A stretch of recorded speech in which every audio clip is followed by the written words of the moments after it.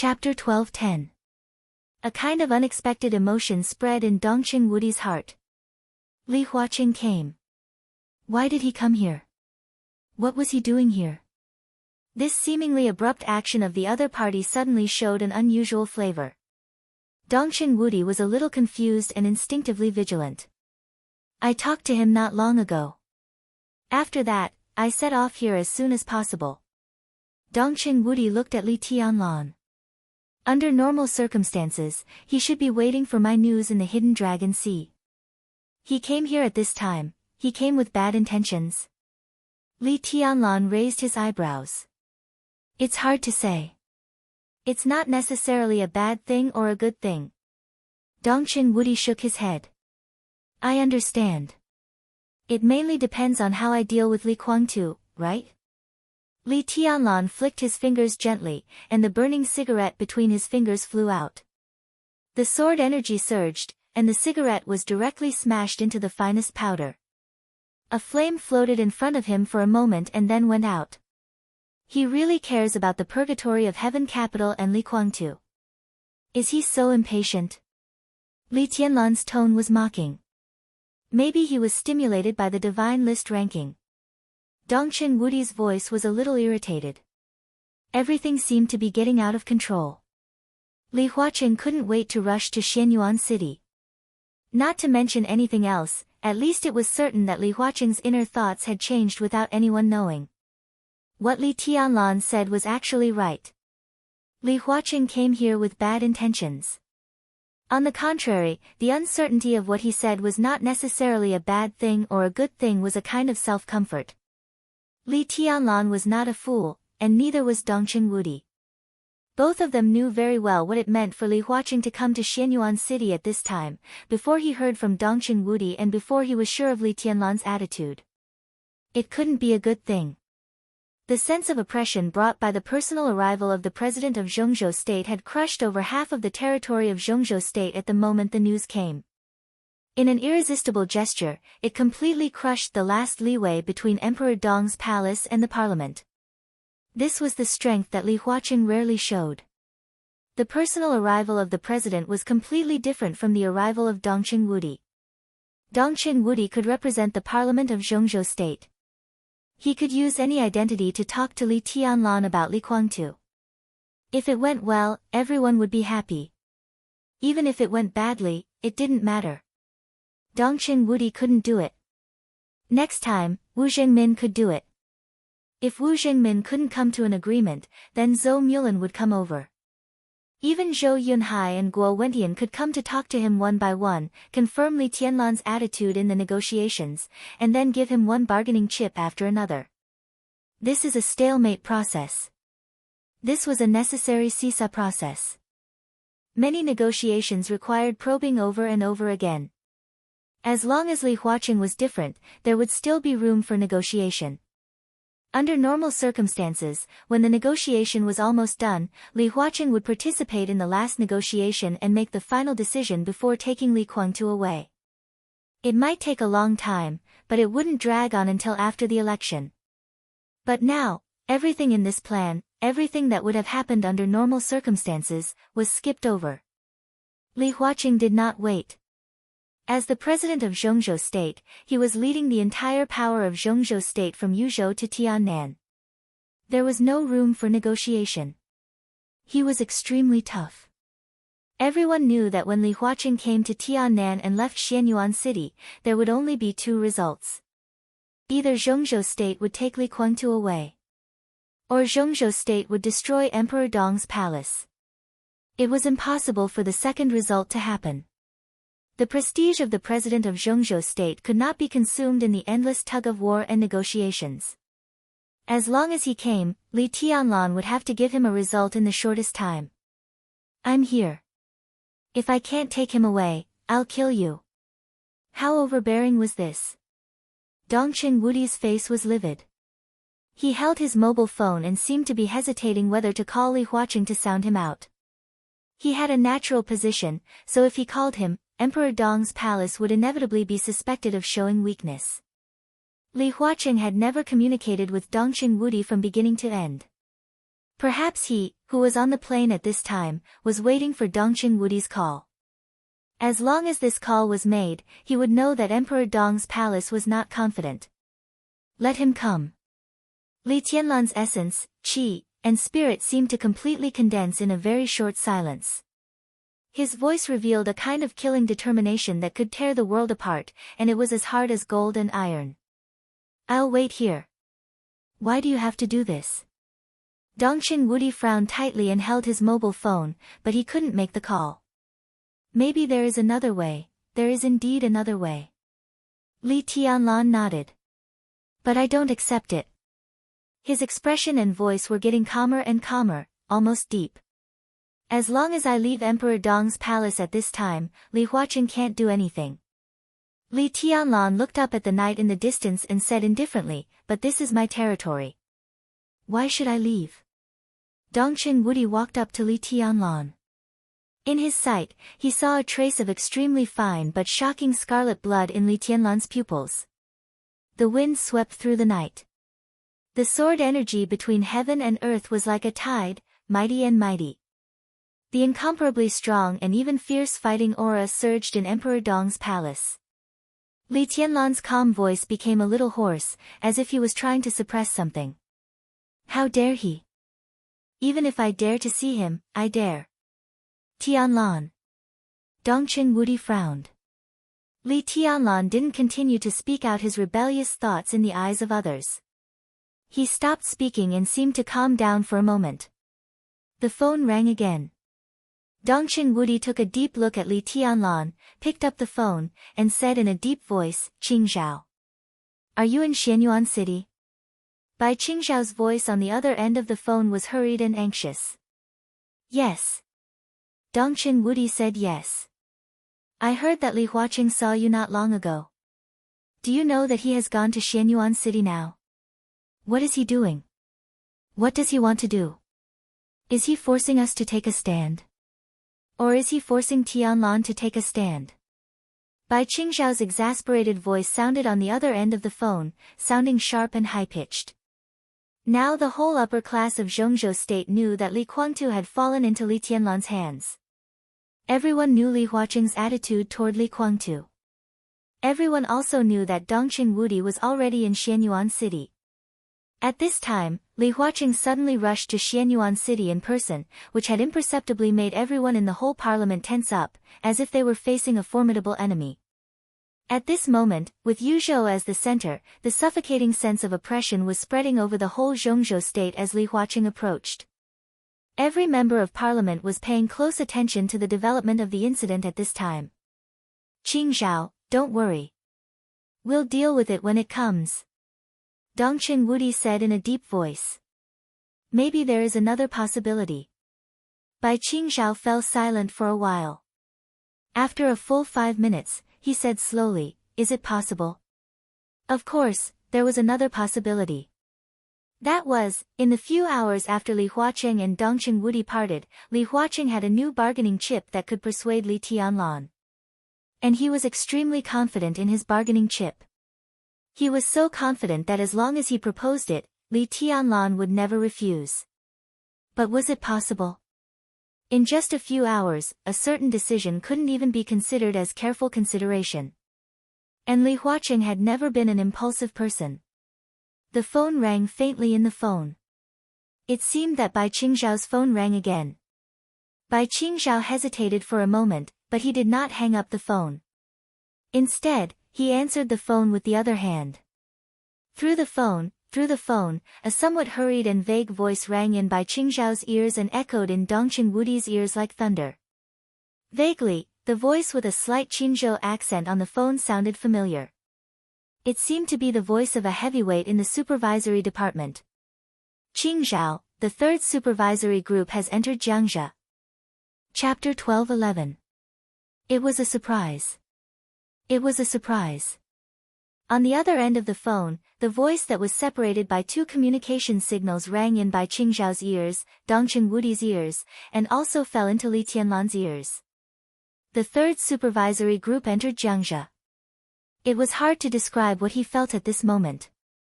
It was as if a kind of extreme numbness and coldness rose in his body, along the spine, and hit the brain in an instant. All the pores on his body opened, and his hair stood on end. He didn't know whether it was anger or panic mixed together. His blood flowed wildly in his body, and the excited emotion roared to the high ground of reason. Dongqing Wudi clenched his teeth, and his eyes were bloodshot. A thought kept roaring in his mind. How dare he? What did he want to do? The supervisory system of Zhongzhou state had lasted for hundreds of years. It could be said that it was a group of people that could make any feudal official or feudal lord feel as if they were facing a formidable enemy. The members of the supervisory group were not fixed, the time of supervision was not fixed, and the scope of supervision was not fixed. Under normal circumstances, the inspection team would only decide on the scope of inspection at the last minute if there was a major case that caught the attention of the parliament. Otherwise, although there was a fixed premise, the inspection team would usually give a routine notice before the operation after being authorized. There were very few cases of sudden attacks. As for the leader of the supervisory group and the scope of supervision, this kind of authorization was only in the hands of the president.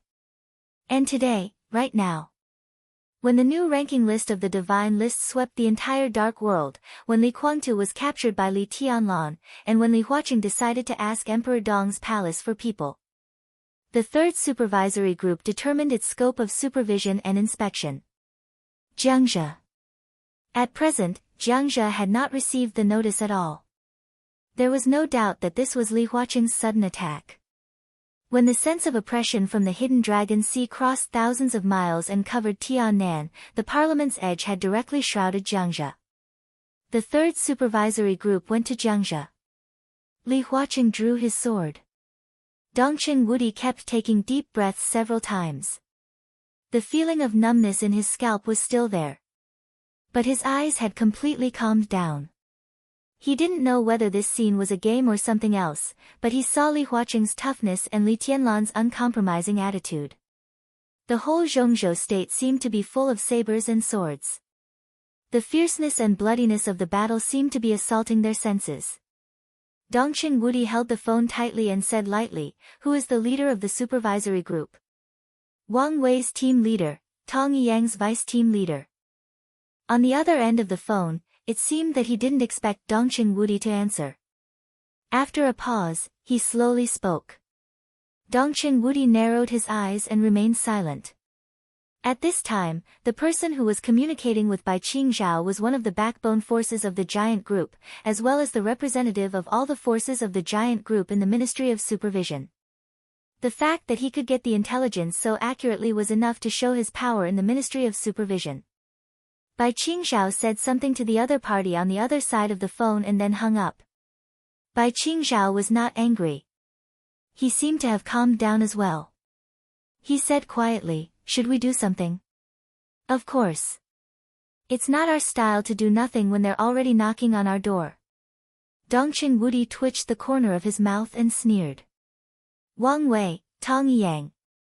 They were the current leader and deputy leader of the Third Inspectorate Group. Wang Wei was the former governor of Liaodong. He retired 2 years ago, but he had great prestige in the academics. Tong Yiyang was an inspector at the level of deputy governor of the Ministry of Supervision and was also one of the backbone forces of the academics. These two people served as the first and second leaders of the Third Inspectorate Group. Obviously, Li Huaqing had made up his mind to monopolize the results of the Inspectorate Group's inspection of Jiangzhe. What was Jiangzhe? Not only the parliament, but all the people in Zhongzhou state who knew that the new group was about to rise knew very well that Jiangzhou was the core base camp of the new group. The new group had only risen for a short time, so the talent reserve was inevitably insufficient. Many of the territories that the new group conquered needed to be replaced by people from Jiangzhou. At present, Speaker Ji Yankang of Jiangzhou, Governor Dongqing Qiuqi, and even 5 or 6 provincial councillors of Jiangzhou could be said to be popular figures after the election, especially Ji Yankang, who was the first secretary of Wu Zhengmin, the current deputy prime minister of Zhongzhou state. He was a super-capable man promoted by Wu Zhengmin. After Zhou Yuanshan was transferred to Nanyue, he had been the speaker for just over 2 years, but now he had become the main figure promoted by the new group. After the election, he was very likely to enter the parliament. If Li Tianlan could push him into the parliament, then the new group's layout in Zhongzhou state would be easier and more powerful. Headed by Jiang Kang, Dongqing Qiuqi, 5 or 6 provincial councillors of Jiangxia province, and even the first and second leaders of the local municipal governments were now people of concern. This was the power that the Li family had suppressed and accumulated for many years. They were the elites of the elites. Almost everyone had the ability to take on greater responsibilities. Whether they could go up a step and what position they could reach depended on the explosive power of the new group in the period before the election. This battle array could directly determine the scale and foundation of the new group. At this time, Li Huaqing let the third supervisory group enter Jiangxia. There was no doubt that it was a drastic measure. This knife stabbed straight at Li Tianlan and the key points of the whole new group. Even if the supervisory group was nitpicking and found a little problem, Li Huaqing would have the possibility to completely magnify it. This could completely affect the explosive power of the new group at the last moment, completely suppress their future scale and the right to speak in Zhongzhou state. What the hell happened? When the list of the divine list came out, Dongqing Wudi originally thought that Li Huaqing would further increase his bargaining chip, but he did not expect that what he waited for was Li Huaqing's almost reckless suppression. What happened on Earth did not seem to matter anymore. What mattered was what he should do after Li Tianlan showed his attitude. Was this kind of suppression a warning to the giant group? A warning to Dongqing Wudi not to interfere in the affairs of the new group? Did he want to isolate Li Tianlan and the new group and make them feel more pressure? Dongqing Wudi sneered. After hanging up the phone with Bai Qingzhao, he quickly found Bai Qingqian's phone number and dialed it. At the same time, in Yuzhou. After hanging up the phone, Bai Qingzhao walked out of the study and saw Bai Zhanfang sitting silently in the living room, drinking tea. What did Wudi say? Bai Zhanfang glanced at him and took the initiative to ask. He said that if we do nothing when others have come to fight, it's not our style. Bai Zhanfang said honestly. Bai Zhanfang was silent for a while, as if he was thinking about something carefully. After a while, he suddenly laughed and said, "In that case, let's do something." Bai Qingzhao was shocked, and the blood all over his body seemed to be completely boiling with his father's words. He took a deep breath, clenched his fists tightly, and tentatively said, "Then, shall we wait for the signal from Liaodong?" Waiting for the signal from Liaodong was undoubtedly the best way to fight back against the third supervisory group. Bai Zhanfang smiled indifferently and said, "There's no need to be so troublesome. We old guys are still here. Why let the younger generation do it?" He lowered his eyelids and said lightly, "Your Uncle Zhou is already on his way." Chapter 12:12. When the melodious ringtone of the mobile phone rang again in the roaring rotors, Li Huaqing looked down at the mobile phone. The light on the mobile phone screen had dimmed slightly. The upper right corner of the screen showed that his mobile phone still had 17% battery. The beautiful land and rivers of Zhongzhou state were moving backward unhurriedly under the helicopter. Li Huaqing's eyes lit up for a moment, but the glimmer of light dimmed again when he saw the caller ID on the screen. His mobile phone kept ringing. Since he got on the helicopter, his mobile phone had been ringing. The strong wind brought by the helicopter whistled through the entire Zhongzhou state in the night. He went all the way south, leaving Yuzhou with an absolute sense of oppression, passing through Yan and Zhao, Zhongyuan, North Lake and South Lake, and entering Siye. After replenishing in Siye, he rushed to Nanyun, Tiannan, Xianyuan City, and Emperor Dong's palace. No one saw Li Huaqing's hesitation. Countless backbone of the academics, retired old people, and then Hua Xingyang, Zhou Yunhai, Ji Wenzhang, Wang Qingyun, Yi Dongsheng, and even Wang Qinglei. Phone calls rang one after another. Sometimes when he was talking, there was already a notification tone that someone else was calling him. But the phone call he was most looking forward to never rang. He moved forward in silence. The other party responded with silence. Tiannan was getting closer and closer. Li Huaqing looked down at the phone screen that was still lit up and narrowed his eyes. It was Guo Wentian's phone call. Now, he finally couldn't sit still anymore. He twitched the corner of his mouth, swiped the phone, and answered the call. Guo Wendian on the other end of the phone did not speak for a while, as if he did not know what to say. Li Huaqing did not speak either, just waiting for Guo Wendian to speak. Guo Wentian's breathing became more and more obvious. His personal position, the position of the prince group, and his position in Zhongzhou state, each position was constantly contradictory to what he wanted to say and his attitude. From his breathing, Li Huaqing could clearly hear his constant struggle and entanglement. Is it too urgent? Guo Wendian was silent for nearly a minute before he whispered and asked hesitantly. Are you afraid? Li Huaqing laughed.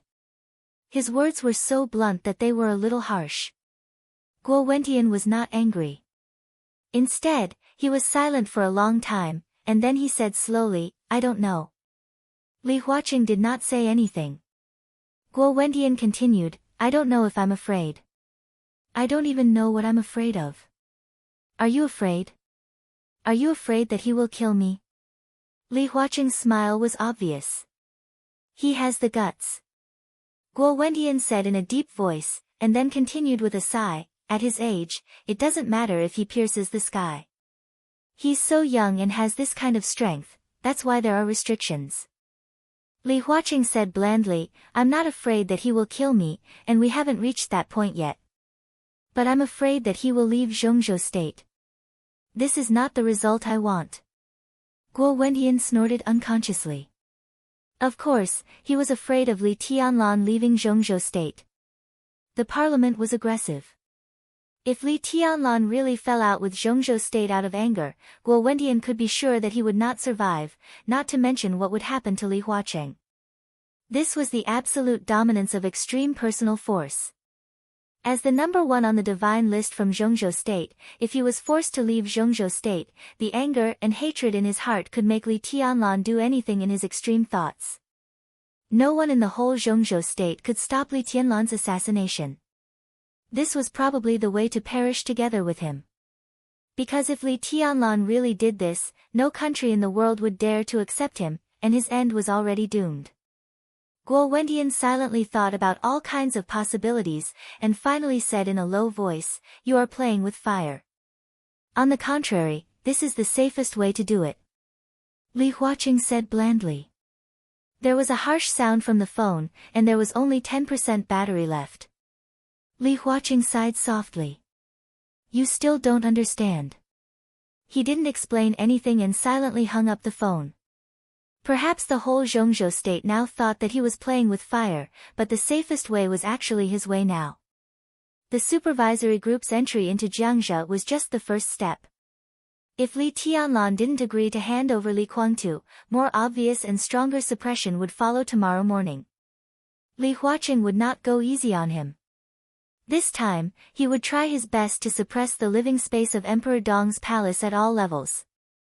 This was not to force Li Tianlan to leave Zhongzhou state. On the contrary, it was to better keep him in Zhongzhou state. So Li Huaqing came in person. In the stormy suppression, Li Huaqing sent himself to Li Tianlan. From an objective point of view, it was equivalent to giving his life to Li Tianlan. Li Huaqing was very sure that as long as he was still in Emperor Dong's palace, no matter how fierce the parliament's next move was, Li Tianlan would not really leave Zhongzhou state. The reason? The reason was that he was still by Li Tianlan's side. It was so simple, but not simple. As long as he was in Emperor Dong's palace, this was the biggest leeway. It seemed that all kinds of means to fall out with him were just the parliament showing its strength. The parliament also had to show its strength. Not everything could be negotiated. Li Huaqing was very clear about this. Perhaps Li Tianlan himself didn't know how terrible the consequences would be after mastering such strength and power at his age, and how serious the disaster might be to Zhongzhou state if there were no corresponding restrictions. Youth represented unlimited potential. When Li Tianlan had fulfilled his potential, his youth represented immaturity, a dangerous mindset that wandered outside the rules at any time. This was unacceptable to Li Huaqing. So in any case, he had to find a strong opponent for Li Tianlan. Even if this opponent would fail, it didn't matter, because it would take time. During this time, Li Tianlan would really mature and understand what he should do. Li Huaqing silently glanced at the phone. On the phone call from Dongqing Wudi or Li Tianlan that he had been expecting never rang. Even from the beginning to the present, he had never received any call from the new group or the giant group. Li Huaqing's eyes gradually became dignified. In the unusual silence, he clearly smelled a touch of fighting and gunpowder. The helicopter flew over Nanyun and the first city in Tiannan. The brightly lit Xianyuan city was close at hand. "President, we will arrive at Emperor Dong's palace soon." Ma Si sat opposite Li Huaqing and said in a serious and dignified voice. Li Huaqing took a last look at the phone, said yes, and closed his eyes. The plane flew over the lights of Xianyuan city. Ma Si stood up and planned to go to the cockpit to say something to the pilot. At the same time, on the soft lawn of Emperor Dong's palace, Li Tianlan, who stood with Dongqing Wudi but rarely spoke, raised his head and glanced at the night sky in the distance. At this moment, the sound of the helicopter's rotors had not yet come from afar. Emperor Dong's palace was quiet in the night. Li Tianlan raised one hand to the night where only the signal lights were flashing in the distance. Boom! In an instant, with Li Tianlan as the center, the world suddenly twisted. The surging and incredible sword energy surged, and the sharp sword intent was completely boiling. The world was torn apart in an instant, and the whole night was completely replaced by sword energy. Like a vast ocean, the sword energy stirred the night tens of thousands of meters away in an instant along the direction where Li Tianlan raised his hand. The sharp sword energy spread noisily. The helicopter that had just entered the sky above Xianyuan city was out of control instantly. The rotating rotors were silently cut into pieces by the sword energy. The helicopter flying in the air suddenly spun and rolled in the air, smashing into the lights on the ground. Li Tianlan raised his hand and closed it slightly. The sword energy all over the sky vibrated at the same time. The falling helicopter seemed to be gripped by an invisible hand at this moment. With the overwhelming sword energy, the helicopter was directly pulled by the invisible hand and rushed into Emperor Dong's palace at an unimaginable speed. The cabin was spinning. Li Huaqing's face was abnormally ruddy. Ma Si fell in the corner with a broken head and a desperate look on his face. The endless sword energy pulled the helicopter from the edge of Xianyuan city all the way to Li Tianlan. The helicopter crashed to the ground, and the huge fuselage slid out of control on the lawn, leaving a deep mark hundreds of meters long. The solid landing gear and the glass in the cabin were completely shattered. Dense cracks appeared on the black fuselage, which had originally looked very majestic, under the wrath of the sword chi.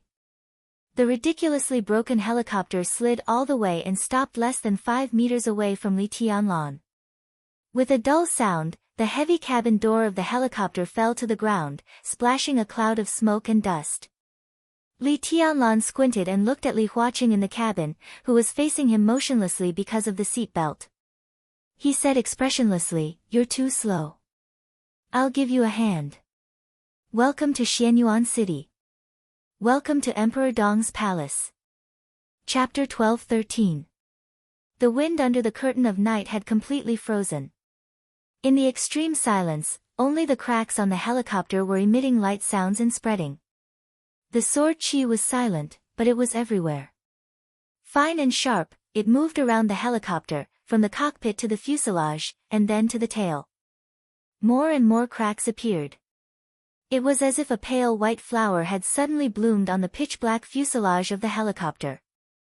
Irregular patterns were quietly spreading, as if to surround the entire huge fuselage. Dizziness. Anger. Helplessness. Solemnity. All kinds of emotions and perceptions kept tumbling in Li Huaqing's heart.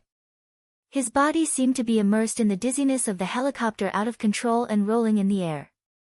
At that moment, the world was spinning, and death seemed to have shown a grim sneer in the night outside the cabin.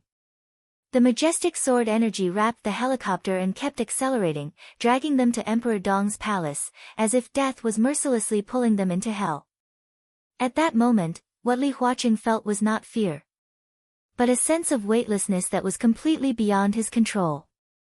The helicopter's engine seemed to be barely able to maintain stability, but that kind of power was too fragile under the sword energy. All the stability was completely destroyed in an instant. The sword energy surrounded and pulled him, and the seatbelt that held his body in place tightened to the limit. After the world spun around him, his body leaned forward crazily under the violent pull. The bulletproof glass of the cabin was shattered by the sword energy, and the warm night wind of Tiannan poured into the cabin violently under the absolute acceleration, bringing with it an indescribable coldness. This feeling would never be forgotten. If this was a show of strength, then it could only be said that this show of strength was really powerful. He was showing the power of Zhongzhou state to Li Tianlan.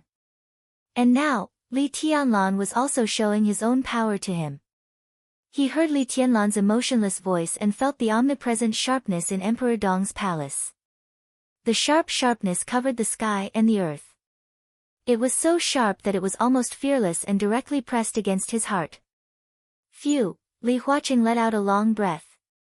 Li Tianlan stood outside the cabin, motionless like a statue, looking at him with no expression. Li Huaqing took a deep look at him, unfastened the seatbelt, walked to the corner of the cabin, and pulled Ma Si up. Ma Si had fallen into a coma. When the helicopter lost control, Ma Si unbuckled her seatbelt and stood up. The out-of-control helicopter tumbled in the air. Caught off guard, Ma Si's body also lost control and crashed into the metal door in front of the cockpit. He instinctively grabbed the nearest handrail, but as the sword chi pulled the helicopter, the sudden acceleration directly threw Ma Si to the other side of the cabin. Under the huge impact, the top secret of Zhongzhou state directly fainted. Li Huaqing pulled up his secretary with some difficulty. Before he could drag Ma Si out of the cabin, Dongqing Wudi had already walked in first. "Leave it to me. I'll treat his wound." Dongqing Wudi smiled and lifted Ma Si with great ease. Then he went to the cockpit, picked up the driver who was also unconscious, and looked at Li Huaqing. Li Huaqing pondered for a moment and nodded. He knew very well that at this time, no matter where Dongqing Wudi stood, he did not want to stay between him and Li Tianlan. This was also acceptable for him and Li Tianlan. Without Dongqing Wudi here, Li Huaqing, who faced Li Tianlan alone, would feel more pressure. And precisely because of his absence, Li Huaqing was also more likely to have a deeper talk with Li Tianlan. Li Huaqing quickly left the scene with the two wounded. Li Huaqing sat in the broken cabin for a while. When the dizziness in his mind almost disappeared, he took a deep breath and walked out of the cabin. The helicopter will be towed away to check the fault. Fortunately, if it hadn't broken down near Emperor Dong's palace, the consequences would have been unpredictable. Li Tianlan said lightly. "Fault?" Li Huaqing's eyes narrowed and he said with a smile, "So, I should thank you for saving my life." "You're welcome." Li Tianlan was still expressionless. Li Huaqing smiled. He was very curious as to why he could smile now. All his actions since he came to the stage seemed very gentle. But gentleness did not mean that he had no temper, nor did it mean that he would appear to be weak. In fact, in the hearts of many people, the gentle and calm Li Huaqing was far more deterrent than the other counselors who banged the table and roared. But at this moment, Li Huaqing was really not angry. Even if the young man in front of him attacked him, destroyed a helicopter, and even made him and his secretary extremely embarrassed, his heart was calm. Maybe it was because he valued him too much, and in his heart, he also had too many expectations for him. Li Huaqing never knew that he would value a person so much and be optimistic about his future. Even though the two of them were now on opposite sides. The third supervisory group's entry into Jiangxia is just the beginning. Li Huaqing said, in the next few months, the 1st to the 10th supervisory groups will be sent out one after another. The inspection scope is very large, including Wuyue, Liaodong, Beihai, Nanyue, Southwest, and Northern City. This is the normal inspection tour before the election. Jiangxia is just the first stop. This time, the third supervisory group's inspection scope is Jiangxia, Jianghuai, and Huading. I believe you, really. Li Tianlan nodded lightly, and his tone was a little careless. He did believe what Li Huaqing said, but it did not mean that the third supervisory group had no other purpose in entering Jiangxia. Whether they had other purposes or not, Li Huaqing's words stood. Li Huaqing turned his head to look at Li Tianlan and suddenly laughed. He reached out and pointed at Li Tianlan.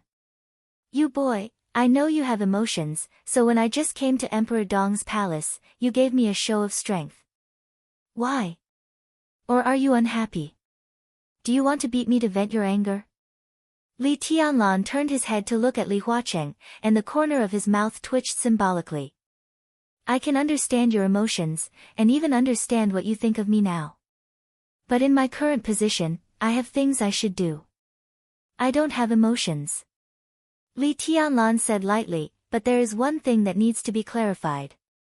You came at the wrong time. At this time, it is difficult for Emperor Dong's palace to really welcome you. Oh. Why? Li Huaqing smiled casually. Next, I will deal with some internal affairs that belong to our Li family, or the family affairs of the Li family. This is our own business, and we will not welcome anyone who wants to intervene. How do you know that I am going to intervene in this matter? Li Huaqing was calm. Li Tianlan did not answer him, but smiled casually and said, It's best that you are not. Maybe I misunderstood. He paused and continued, but many people seem to be very interested in the family affairs of the Li family. Maybe you don't want to intervene, but others seem to be ready to intervene. He looked at Li Huaqing and suddenly laughed. I'm going to stay in Xianyuan City during this period of time. I'd like to see exactly what kind of things dare to extend their claws towards me and interfere in my family's affairs. If I really see them, I'll chop them into pieces. I think you won't mind, right? Li Huaqing stopped laughing. He looked at Li Tianlan and narrowed his eyes. Li Tianlan was also looking at him. The two of them stared at each other. They were expressionless. Chapter 12-14. It was 3:00 at night. The sudden ringtone of the cell phone rang in the quiet bedroom, dispelling the gentle dream in the warm bedroom. The desk lamp lit up almost as soon as the cell phone rang. Zhao Changjiang, who was in pajamas, took the cell phone and looked at the number. His originally vigilant and solemn face changed dramatically. It seemed that he was very scared. He answered the phone without hesitation and said in a deep voice, Speaker. Because of his profession, he often received sudden calls in the middle of the night. It might be from the ministry, or it might be from some subordinates who were close to him, or it might be some serious case, or something else. But he never thought that he would receive a call from his immediate superior at this time. The remaining sleepiness disappeared the moment he answered the phone. Zhao Changjiang, who was completely awake, had already reached out to find his clothes. Old Li, come to my place for a short meeting. On the phone, the steady and graceful female voice laughed. Am I disturbing your rest? Zhao Changjiang's heart relaxed a little with the laughter on the phone. He also laughed. I'm used to it. But I was really shocked when I received your call. There are some things that need to be dealt with urgently. Let's talk face to face later. The other party said lightly and then hung up the phone. Zhao Changjiang began to put on his clothes quickly. Just like when he suddenly heard the whistle for emergency assembly in the middle of the night in the army, he was serious, hurried, meticulous, and resolute. What's wrong? Beside Zhao Changjiang, the woman who was nearly 50 years old but still attractive asked a little lazily. She raised her hand to rub her eyes and complained, What's wrong this time? There are really too many troubles in the local area. Tell me, when have you been free from worry in the past few years? You're so busy that you don't eat regularly. You're on tenterhooks even when you sleep. I'm almost suffering from a nervous breakdown because of you. The speaker called me personally and said that he wants to have an emergency meeting. Zhao Changjiang shook his head and said gently, Go to sleep first. It's all right. Cousin called you. At this time, the woman's sleepiness and laziness faded away in an instant. She suddenly sat up in bed. What happened? I'm not sure yet. Zhao Changjiang shook his head. He didn't say it in his heart, but he was almost certain that Speaker Bai, who had never made any big moves since he came to Liaodong, was going to do something big this time. The woman's expression was a little uncertain. Her name was Zhao Qing, a distant relative of the Bai family in Yuzhou. In terms of relationship, she should call Bai Qingqian cousin, but in fact, the blood relationship between them was very thin, the kind that could not be more distant. Although they were distant relatives, Zhao Qing had been very close to Bai Qingqian since they were young. Although they were relatives in name, they could be said to be best friends who could talk about anything. Zhao Changjiang and Zhao Qing were even married. They were all introduced by Bai Qingqian back then. At that time, Zhao Zhang was transferred from the southern station district to Liaodong. In addition to the fact that Bai Qingqian really needed a trusted confidant to be her right-hand man, Bai Qingqian also wanted to chat with her good friend for a long time. Zhao Changjiang was one of the 11 provincial council members of Liaodong province and the head of the Liaodong police department. It was no exaggeration to say that he was Bai Qingqian's right-hand man in Liaodong. Although Bai Qingqian came to Liaodong because of the cooperation between the two groups, she did not stand on ceremony when it came to consolidating her right to speak. For nearly 5 years, the overall level of Liaodong seemed to be extremely stable, but Bai Qingqian had long been in power. Her words carried enormous weight, and she quietly overshadowed the sharpness of the governor of Liaodong. The main reason was that she had grasped what she should control in her hands.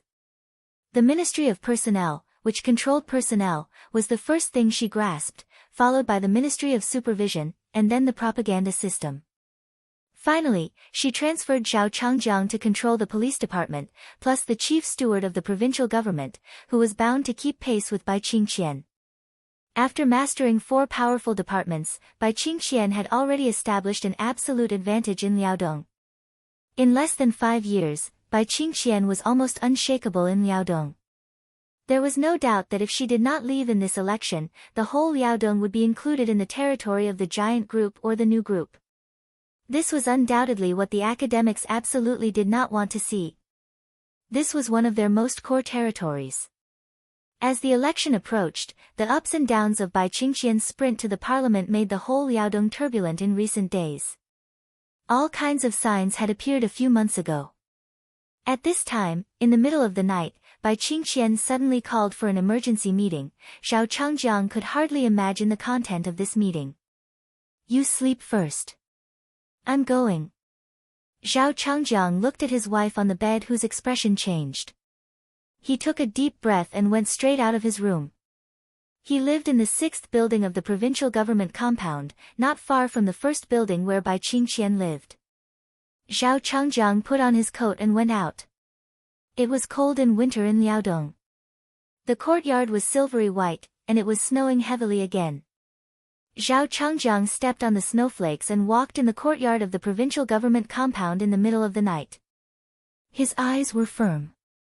Many years ago, he was injured in the Border Control Corps and transferred to the military headquarters. From the military headquarters, he entered the southern station district and then transferred from the military system to Liaodong. His style had never changed. He was calm, firm, and fearless. After more than 4 years in Liaodong, Zhao Changjiang had already established his image as an iron-fisted person. Zhao Changjiang passed by the 4th building of the provincial government compound. The door of the detached villa in the 4th building was just opened. A slightly fat woman in her 50s just wrapped her coat tightly and came out. When she saw Zhao Changjiang, she was slightly stunned. "Oldly." Zhao Changjiang was also a little surprised. "The first building?" "Yes, Boss Bai summoned me in the middle of the night. I dare not neglect it." The middle-aged woman chuckled. Her figure was slightly plump, and her face was round. In the midst of the falling snow, she looked somewhat benevolent. This was another trusted general of Bai Qingqian, who had come from Qinzhou province. She followed Bai Qingqian all the way to Liaodong, the Iron Lady. When Bai Qingqian was the governor of Qinzhou, she served as the non-director deputy governor of Qinzhou. Now she was one of the 11 directors of Liaodong and in charge of the Ministry of Supervision. Compared with Xiao Changjiang, who was an iron-fisted person, Guan Yuan in the system of Liaodong was obviously more afraid of this seemingly amiable little old woman. Let's go together. Xiao Changjiang nodded. Yesterday, Ningning and Haoyang wandered outside for a day and had dinner here. The two children said that they wanted to travel abroad to see the world. Old Li, Haoyang said that he didn't plan to take over your job in the future, nor did he want to be a policeman. After graduation, he planned to do business. This trip abroad seems to be to investigate some project. What's your attitude? Yi Han, who was known as the Iron Lady in Liaodong, looked at Xiao Changjiang with a smile. Her daughter and Xiao Changjiang's son both went to school in Huading, and they were in the same school and the same year. The two children had been in love for 2 years and had a very good relationship. It was only a matter of time that the two families would get married. They often visited each other and their parents were also very supportive of them being together. That brat still hasn't told me about it. Looks like your mother-in-law found out first. Xiao Changjiang was a little stunned and his tone was a little unhappy. My old Han intends to give the two children a start-up capital and even plans to send someone to accompany them abroad, but it depends on your attitude. Yi Han chuckled. Let them be. Xiao Changjiang shook his head. I don't care about this. You can discuss it with Xiao Qing. The two children will graduate this year, right? At this time next year, I'm afraid that you and I will not be in Liaodong. It may not be convenient to meet in the future. In my opinion, we should settle their relationship this year. Ningning is a good child. Once she enters my family, I promise I won't treat her badly. Okay. Yi Han's voice was very happy. My old Han also means the same. Ask the two children what they say. If there is no problem, try to let them get married after graduation. The two chatted casually, but their voices gradually lowered. In their sight, the 3rd and 7th buildings of the provincial government compound lit up one after another. Xiao Changjiang and Yi Han looked at each other and both of them were silent. Everyone knew what kind of people lived in the 3rd and 7th buildings of the provincial government compound. They could be said to be comrades who advanced and retreated with them. The one who lived in the 7th building controlled the propaganda system of Liaodong and was Bai Qingxian's college classmate. The one in the 3rd building controlled the Ministry of Personnel of Liaodong. He was transferred from Yuzhou at that time because the Bai family directly supported Bai Qingxian. Plus Xiao Changjiang and Yi Han. This was the perception of outsiders. Bai Qingxian was one of the 4 heavenly kings in Liaodong. In the middle of the night, Bai Qingxian actually informed the 4 of them at once. What did this mean? Liaodong, Yi Han sighed in a low voice. Is the most chaotic situation going to start in Liaodong this time? Chapter 12:15. The thick material turned to the last page. Under the soft light, Bai Qingxian put the material aside, picked up the teacup, and took a sip of water. She looked calm. This material had been sent to her office a few months ago. At that time, Bai Qingxian read it over and over again several times. Finally, because she didn't make up her mind, she temporarily sealed it up. The material involved a series of events such as the corridor transformation project of the Liaodong provincial government, as well as a large number of illegal trade in Anong. The target was Tan Xiaotian, the current deputy speaker of Fengtian Academy. There were more than 100,000 words of a large number of reports. Obviously, it was not written by one person, but from many aspects. The time span was as long as 5 years. Although there was no real name, a large number of reports were indeed true. To a certain extent, it could even be said that the evidence was conclusive. Even Bai Qingxian had an impression of many things mentioned in the material. This material appeared in her hands about 3 months ago. The source was still unknown. It was obvious that the election was coming. Because the election was coming, this was a spark sent to her by some people who wanted to fish in troubled waters. However, Bai Qingxian had never acted rashly. After reading the material in detail, she had already begun to let Yi Han's Ministry of Supervision take action secretly. Now, she had also grasped a lot of breakthrough clues. Some of Tan Xiaotian's practices had been arrogant to the point of brazen. The secret investigation of the Ministry of Supervision did not even encounter any even symbolic resistance. Some vague evidence had already appeared in the hands of the Ministry of Supervision. So 2 months ago, the provincial government personally issued a notice that Tan Xiaotian was sent to the Jingji Academy in Liaodong to enter the advanced course. Then, he began a half-year-long advanced course. When the news came out, there was no panic in Liaodong. Instead, there was jubilation. The Jingji Academy in Zhengzhou State was the fundamental and important place of the academics. Its importance was even above that of Liaodong.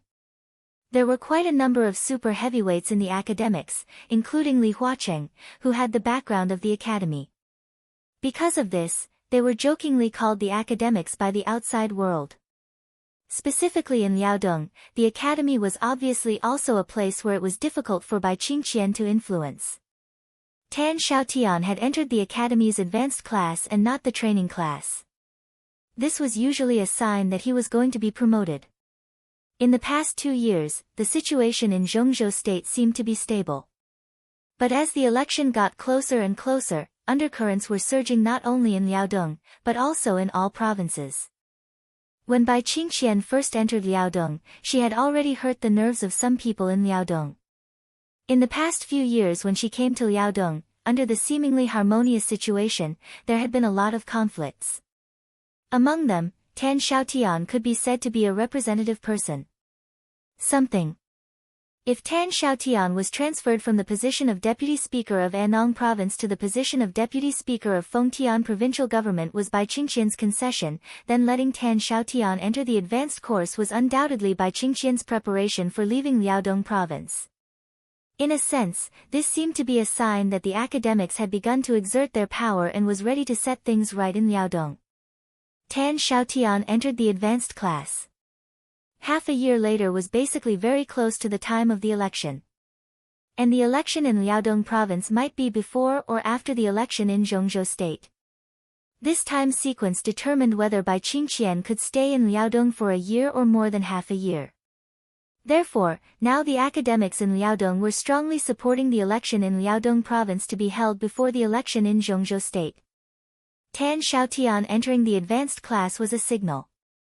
When he returned from the academy and symbolically stayed in this position for a few days, it was very likely that he would be promoted from deputy speaker to one of the directors of Liaodong Province, the speaker of Fengtian Province, and become the new representative figure of the academy in Liaodong Province.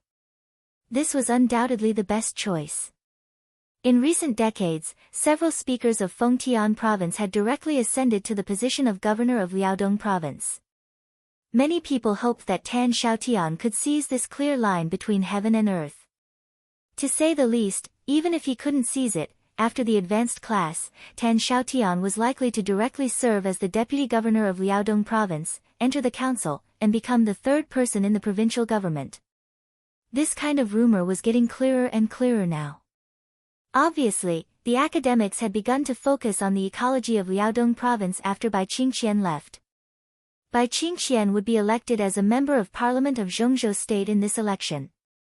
After he left Liaodong Province, the new speaker of Liaodong Province would also be elected as a member of Parliament of Zhengzhou State under the influence of Bai Qingqian and the power support of the academics, and he would take charge of Liaodong Province. This person must be an important figure of the academics. In this way, the promotion channel of the academics was preliminarily perfected. As Bai Qingqian took the new post, the 4 supermasters under him would inevitably leave here one by one and go to different places. From the bottom of her heart, because the cooperation with the academics in recent years was quite pleasant, Bai Qingqian did not intend to make a big earthquake before she left. After all, she was still the speaker of Liaodong Province. She was responsible for anything that happened in Liaodong Province. That was why she temporarily hung Tan Xiaotian up. After he left, she would hand this problem to her successor. The successor must be one of the leaders of the academics and would know how to deal with the internal affairs of Liaodong Province in a low-key manner. This way, even if she left this place, she wouldn't lose too many points. However, it was obvious that her careful consideration to some extent was regarded as weakness by some people with ulterior motives in Liaodong. Therefore, these days, the internal affairs of Liaodong became more and more unstable. Bai Qingqian was still hesitating. But the matter of the third supervisory group entering Jiangzhou directly stimulated Bai Qingqian to make up her mind completely. The other party had already begun to take action against the new group and Li Tianlan. Bai Qingqian naturally would not be polite. She had a card in her hand and did not bother to wait for the signal from Yuzhou from Bai Zhanfang and Zhou Mulan. At this moment, before leaving the academics, she just wanted to lift this shameful cover and see how much shocking darkness was brewing inside. Now that she had shed all pretense of cordiality, Bai Qingqian did not mind giving everyone in the academics a hard slap in the face. Bai Qingqian took another sip of tea, and her eyes became more indifferent and determined. "Speaker, Minister Yi is here." The secretary knocked lightly on the door, walked in, and whispered, "Invite her in." Bai Qingqian nodded. Yi Han, who was slightly fat, came over and said with a smile, "Those guys are still outside. They said they wanted to smoke before coming in." Bai Qingqian nodded and asked directly, "Can we do it directly about Tan Xiaotian's problem?" Yi Han's face changed slightly. Obviously, she did not expect Bai Qingqian to be so direct. She hesitated and whispered, "Are you sure? If we can do it, let's do it." Bai Qingqian waved her hand lightly. "When Changjiang and the others come in, we will discuss the result together. It's time for some people to wake up." Yi Han took a deep breath and did not speak. Bai Qingqian held the teacup with a calm face. She thought of the leader and deputy leader of the third supervisory group. She thought of what they would do after entering Jiangzhou. Bai Qingqian gently raised the corner of her mouth. She was calm and confident, with indescribable grace. She did not have so many thoughts. She had only one thought now. Who dared to make life difficult for her son? She would let them die a horrible death. Chapter 12-16. Li Huaqing didn't see Li Guangtu in the end. He didn't even know Li Guangtu's current state from Li Tianlan. He just knew that Li Guangtu was still alive. Angry? Annoyed? Resentful? More or less, these emotions existed in his heart, but more than that, it was a kind of calmness that was expected. Before coming to Emperor Dong's palace, he had expected the current situation, so he was not surprised. If Li Tianlan was really so easy to talk to, the whole Zhongzhou state would not be in a sensitive state of anxiety now. Obviously, this matter could not be solved in a day or two. In the end, it still depended on fists and strength.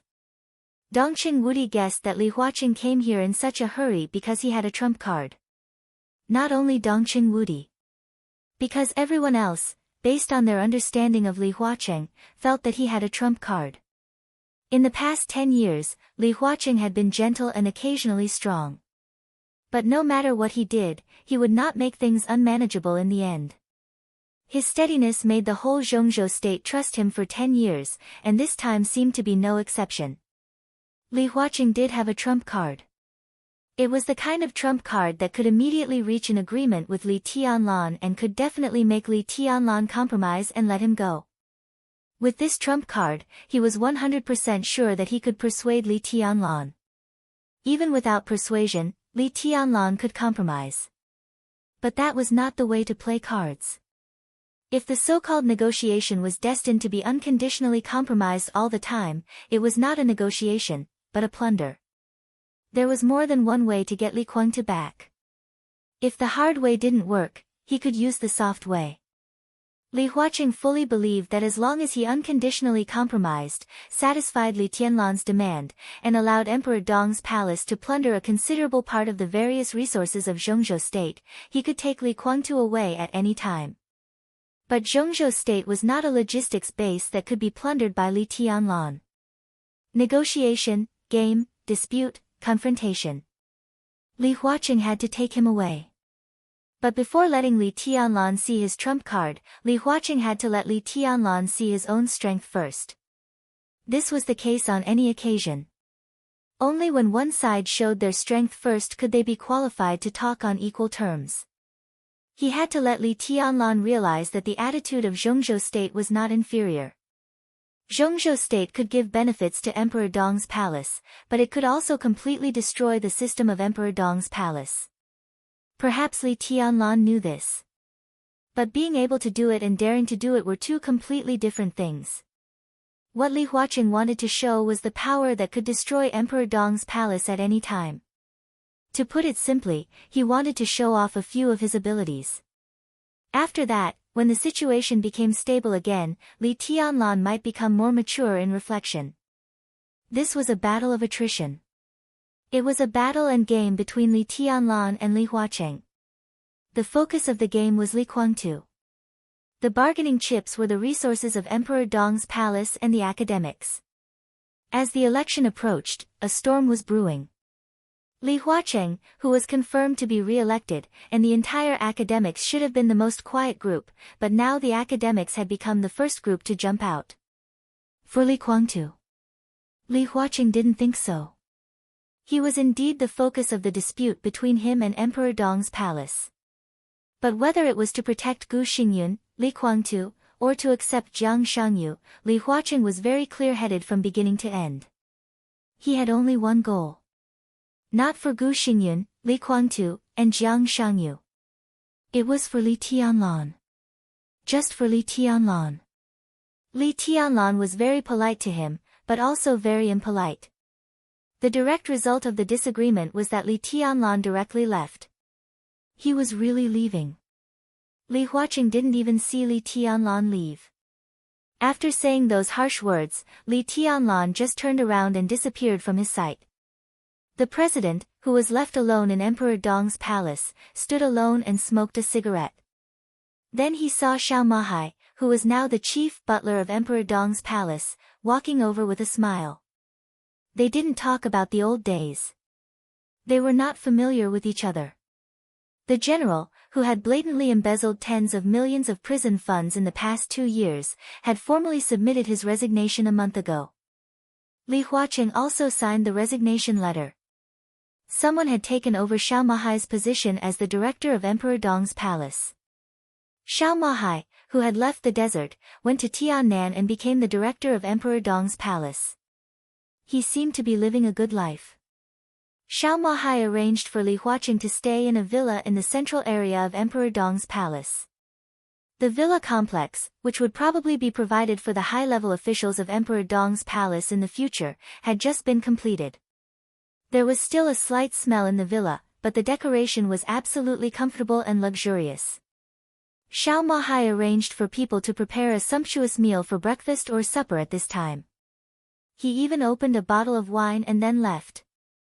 Li Huaqing, who was not sleepy at all, sank his body into the soft leather sofa and slowly tasted the wine.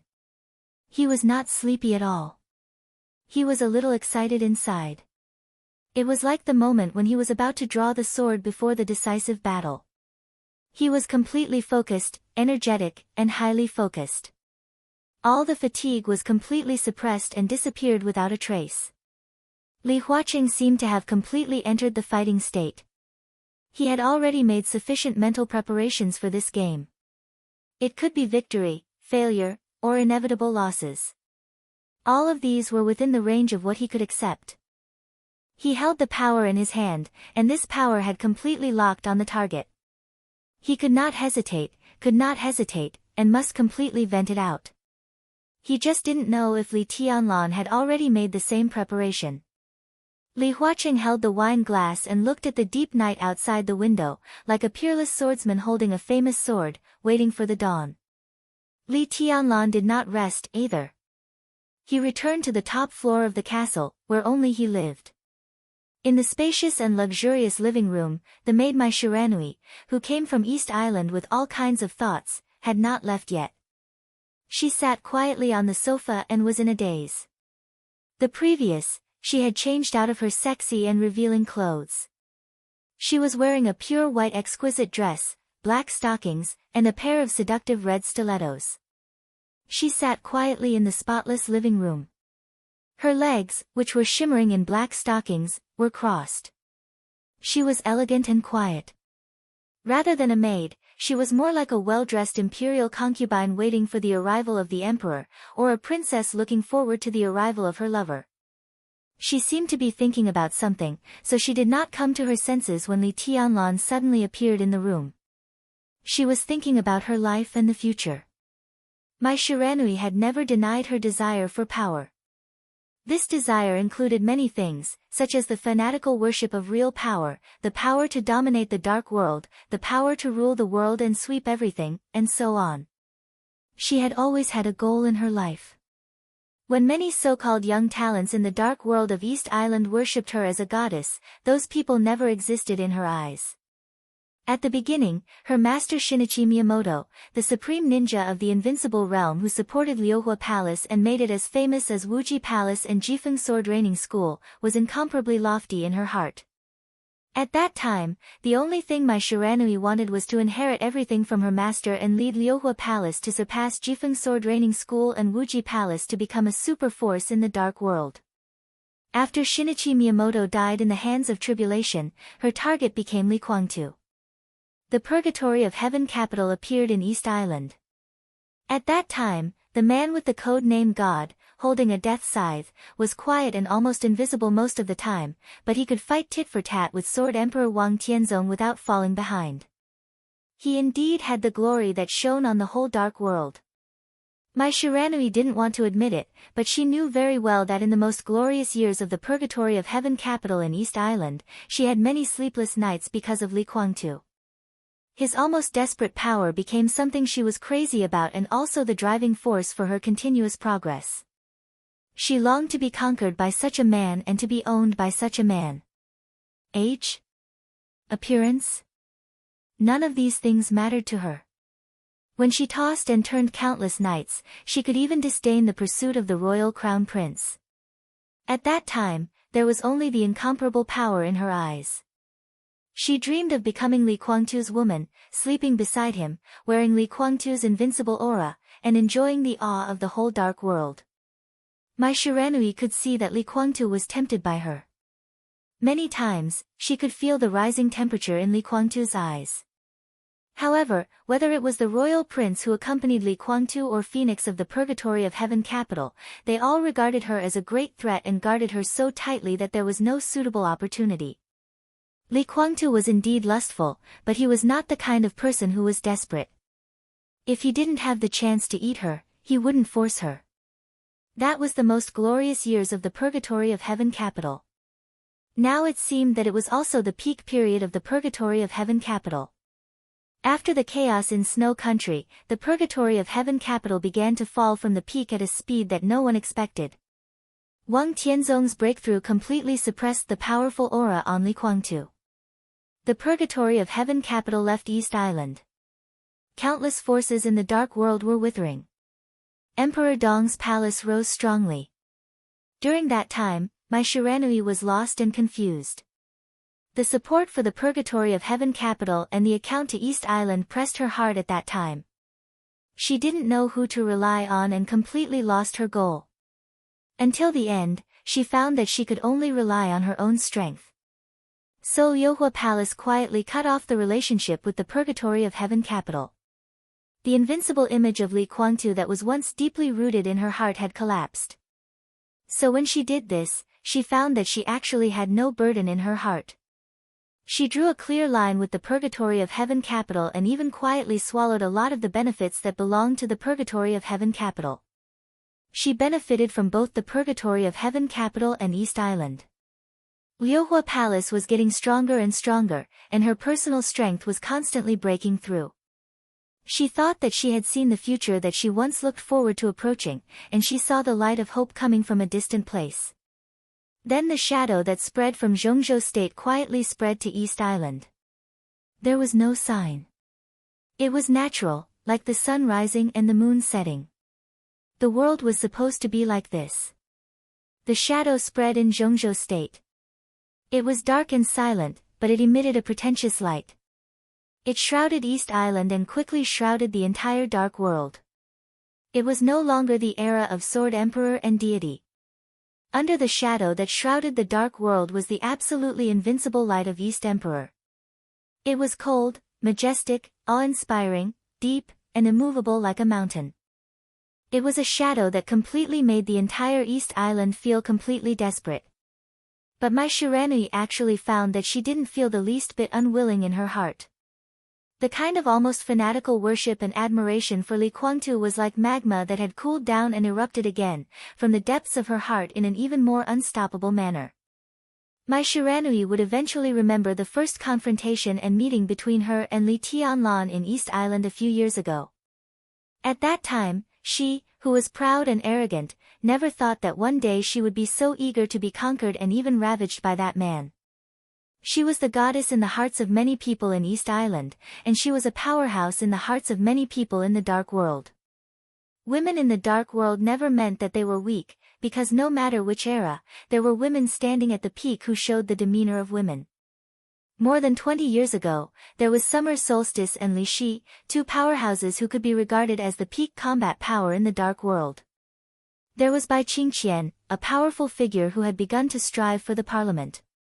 There was the female Prime Minister of England, and there was Rothschild King Tong, who controlled the Shadow Throne. In the era before Li Tianlan, there was the silent but thunderous Samsara Palace Master who supported the entire Samsara Palace. There was Situ Tsangyue, the hidden god of Zhongzhou State who guarded Mount Taibai alone but radiated sharpness. There was the Holy Virgin Angel who controlled great power in the Holy Land. So the Dark World was never lonely. It was the world of men, but women also had a bright sharpness that couldn't be ignored. In this era, there was Qin Weibai, the patriarch of the Lin clan, who had faded away and stayed with Qin Weibai but no one dared to ignore. There was Dongqing Qiuqi, who had now ascended to the high position of governor in Jiangxia. There was Bai Yu, the genius of Jade Pool who had begun to touch the threshold of the invincible realm. There was Mai Shiranui, who supported Liuhua Palace alone in East Island. There were many others. Mai Shiranui was not the most dazzling among these people, but her sharpness couldn't be ignored. Many people thought that Mai Shiranui would also become a dazzling figure who stood at the peak of the Dark World and represented all the women of this era in the future. She was indifferent, arrogant, holy, noble, inviolable, and inviolable. People could only look at her from afar, admire her from the bottom of their hearts, and dream about her. This was the view of countless people in East Island about Mai Shiranui. But Mai Shiranui felt that she was a bitch. She had a beautiful appearance, excellent talent, and an extraordinary identity, but she was also a bitch with a strong servility. This was not to belittle herself, but her self-awareness that was difficult for others to talk about. From Li Kuangtu to Li Tianlan. She couldn't resist that kind of power. This year, she was 26 years old. She couldn't be said to be young, but she was definitely not old either. Her body was still delicate, no longer immature, and there was a trace of maturity. She was an age that became more attractive in everyone's eyes. Under Dong Huang's shadow, she longed to get Li Tianlan's approval, to be conquered by Li Tianlan, to pull her over, to kneel at his feet, and to press her proud and beautiful head to accept something. She longed for Li Tianlan to throw her on the bed and tear her expensive clothes into pieces. She longed for Li Tianlan to crash and ravage her like a beast and eat her up bit by bit in her screams. There would even be whips, candles, or other things she had seen in East Island that she didn't care about before but secretly looked forward to when they were on Li Tianlan. She longed for Li Tianlan to use everything she had under her goddess halo and enjoy her most docile and charming side. Her charm wanted to bloom around Li Tianlan. That might be a kind of light that blended with Li Tianlan's light. She would wear the dazzling light of Dong Huang and announce to the whole Dark World that she was Dong Huang's woman and enjoy the awe of the whole Dark World. As long as she thought about it, it was a kind of pleasure that made her almost breathless. But Li Tianlan didn't say yes. He refused her request to be his woman, but he told himself that he needed a personal maid. The goddess in the hearts of East Island people. The maid of Dong Huang. Mai Shiranui even thought it was very interesting, so she came to Emperor Dong's palace and even carefully prepared a lot of things. My Shiranui would never forget the strange expression on Xiao Mahai's face when he checked her luggage and found something like a whip in her suitcase. There were even some inconspicuous but interesting gadgets that could only be bought in East Island. My Shiranui didn't care. At that time, she burst into an extremely charming smile in front of Xiao Mahai and said that His Majesty Dong Huang asked her to bring it with him. There was no look of contempt in his eyes. She could even see a touch of pure awe and flattery in Xiao Mahai's eyes at that time. That feeling made my Shiranui's legs weak and her eyes a little misty. She was very sure that this was what she wanted. She knew that she could not break the limit of the invincible realm and enter the realm that she had never reached before. But she could lie docilely beside Li Tianlan, and the whole dark world would also fear and flatter her. Her Liuhua palace could also become a superpower, even if she was not in the invincible realm, even if she was just an ordinary person who didn't know martial arts. Mai Shiranui thought quietly. Her face was a little flushed, and she rubbed her legs unconsciously, feeling that she was going to take a bath again. What are you thinking about? Li Tianlan's voice suddenly rang out in the brightly lit living room.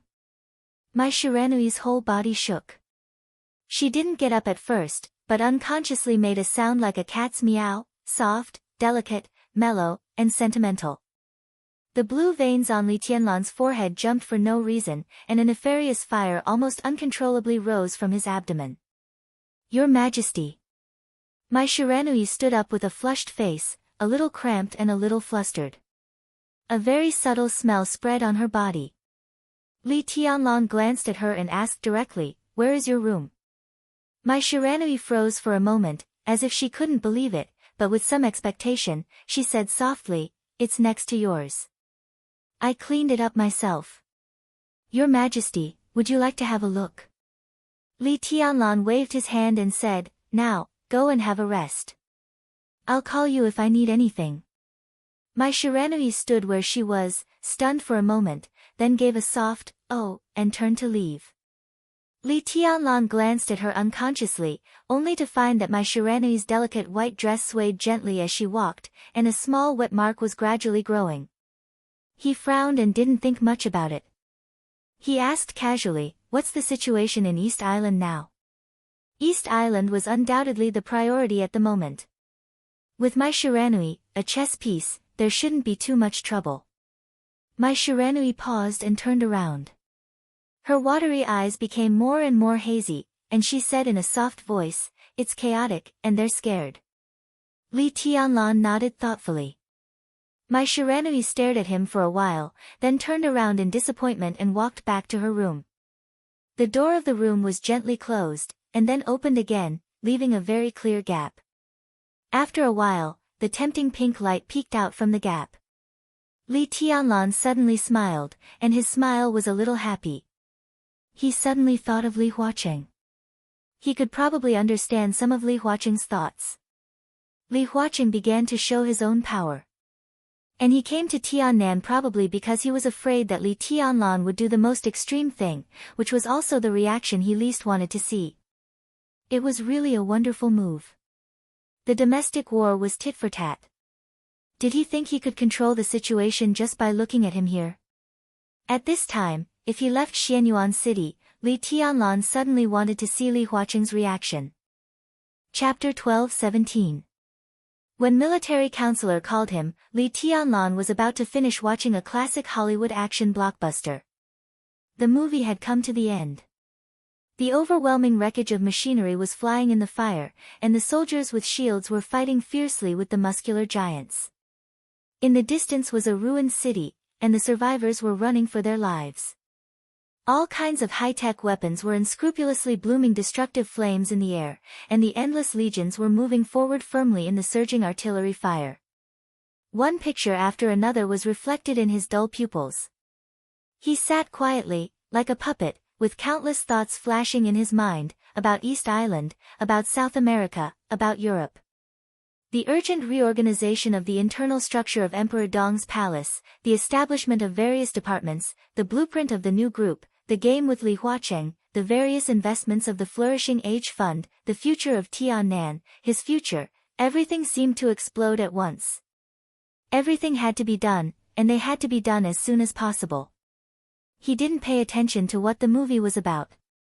It was destined to be a blockbuster without too many connotations. The scenes were gorgeous and hot-blooded, and the special effects were all on. Li Tianlan's thoughts were scattered with the special effects on the screen. He looked quieter and quieter, sitting on the sofa motionlessly. Time was silent, and so was he. Gradually, he was so quiet as if he didn't exist at all. The phone rang. Li Tianlan's body moved slightly. He seemed to come alive all of a sudden. He exhaled softly, turned off the TV in front of him, picked up the phone, and said, Your Majesty, Yuzhou is a little lively. Military counselor's voice was still calm, and he came straight to the point. He used the word lively very vividly. In fact, Yuzhou was more than lively now. Li Guangtu suddenly came to Emperor Dong's palace. Such an abrupt move directly shocked the whole Zhongzhou state, and Yuzhou was now in a state of complete uproar. The parliament had not yet held a meeting to formally announce or issue any orders.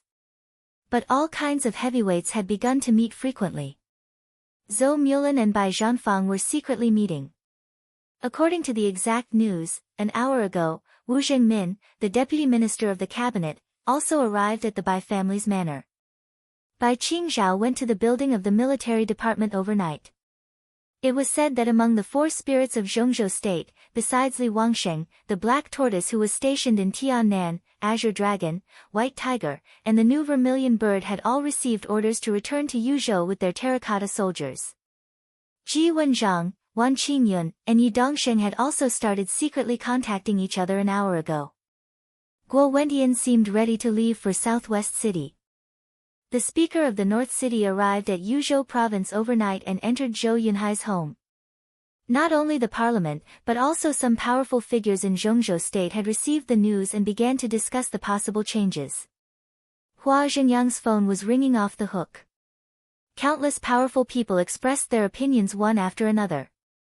Some hoped that Li Huacheng could be more cautious, and some hoped that Xianyuan City could take a step back. As the current CEO of Emperor Dong's palace, the military counselor also received calls from different people. Some wanted to strengthen cooperation, while others wanted to shelve previous cooperation plans. It was a complete mess. Demons danced in a frenzy. The turbulence had begun to spread to the entire Zhongzhou state from Yuzhou as the center. In 24 hours at most, the roaring hurricane would sweep across the entire Zhongzhou state. Is it exciting? Li Tianlan asked with a smile and a relaxed tone while holding the phone. Military counselor was silent for about half a minute. Obviously, he did not expect Li Tianlan's attitude to be like this at this time. Then he laughed and said, I've experienced such a battle once, and I'm used to it. Your Majesty, the timing is a bit sensitive now, you know. Of course, Li Tianlan could understand what the so-called timing sensitivity meant. The problem of Li Guangtu had now become the focus between the academics and Emperor Dong's palace. Neither side would give in. Li Huacheng's arrival in Emperor Dong's palace made everyone a little uneasy. But before the situation changed, the uneasiness was just uneasiness. They would wait and see, look for opportunities, and express their attitudes at the right time. The so-called right time was undoubtedly when the confrontation between the academics and Emperor Dong's palace had a clear winner. But now, there was a big movement in Yuzhou. It was no longer as simple as waiting and seeing. The academics and Emperor Dong's palace had stirred up chaos. Now, all the other groups and wealthy families were obviously ready to take action and showed signs of entering the fray. Why? There might be a lot of reasons. But there should be only a few of them who really wanted to help the academics or Emperor Dong's palace. The most important reason was because of the election. The eve of every election in Zhongzhou state was the most lively time. The situation seemed calm, but only the people in the game could really see the stormy waves. When it came to the group, every group had their own demands and wanted to complete their own layout. When it came to individuals, everyone also had their own goals. The relationship between each other, the competition inside and outside the group, and the cooperation in various fields were a complete mess. Everyone was fighting, for a certain position, for a certain side's benefits. From top to bottom, the fighting was endless, spreading to every domain, every group. It was a chaotic battle.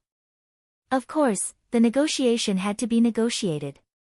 But just like Li Huaqing and Li Tianlan now, before the negotiation, both sides wanted to show their strength. Only with great strength could their words be taken seriously, respected, and even accepted. There was less than a year before the election. Undoubtedly, the major groups also wanted to show their strength. Only then would they have more bargaining chips and be able to ask for more things. Is it going to start now?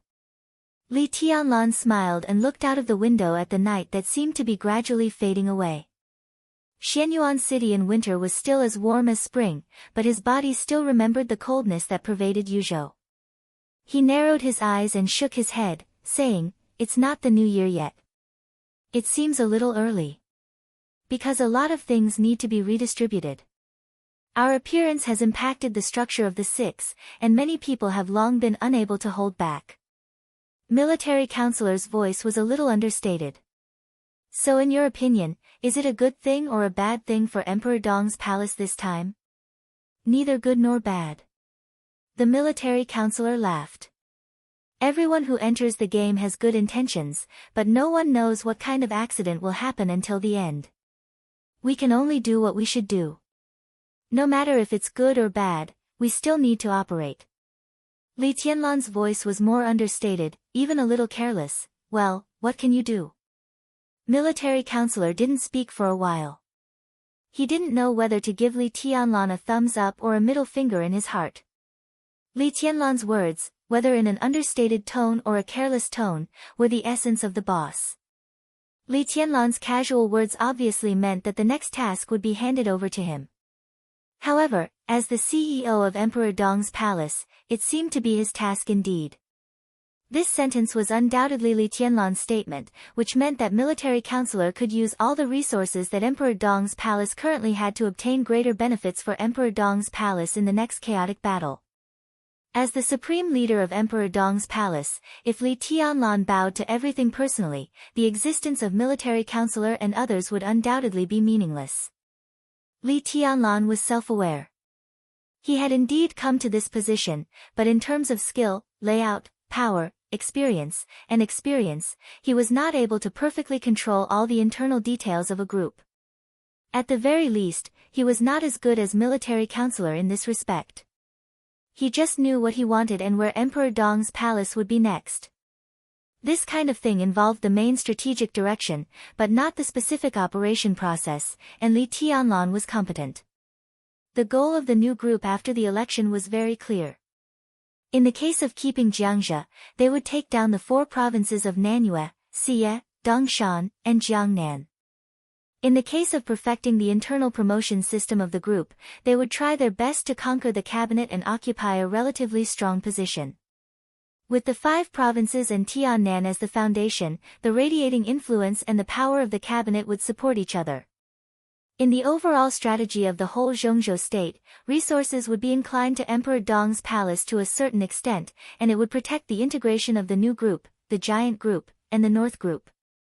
This was the strategic direction of Emperor Dong's palace in Zhongzhou state in the next 10 years that Li Tianlan had personally formulated. The next implementation, the allocation of a large number of resources, and the operation of human relations were the responsibility of the CEO military counselor. Li Tianlan gave the direction to lead Emperor Dong's palace. He didn't care about the process, only the final result. "I'm on my way to the Bai family manor." On the phone, military counselor smiled gently. He was the CEO of Emperor Dong's palace, but after all, he had nothing to do with the parliament of Zhongzhou state. On the surface, he was just a businessman. At this time, he naturally had to unite all the forces that could be united to intervene in this chaotic battle.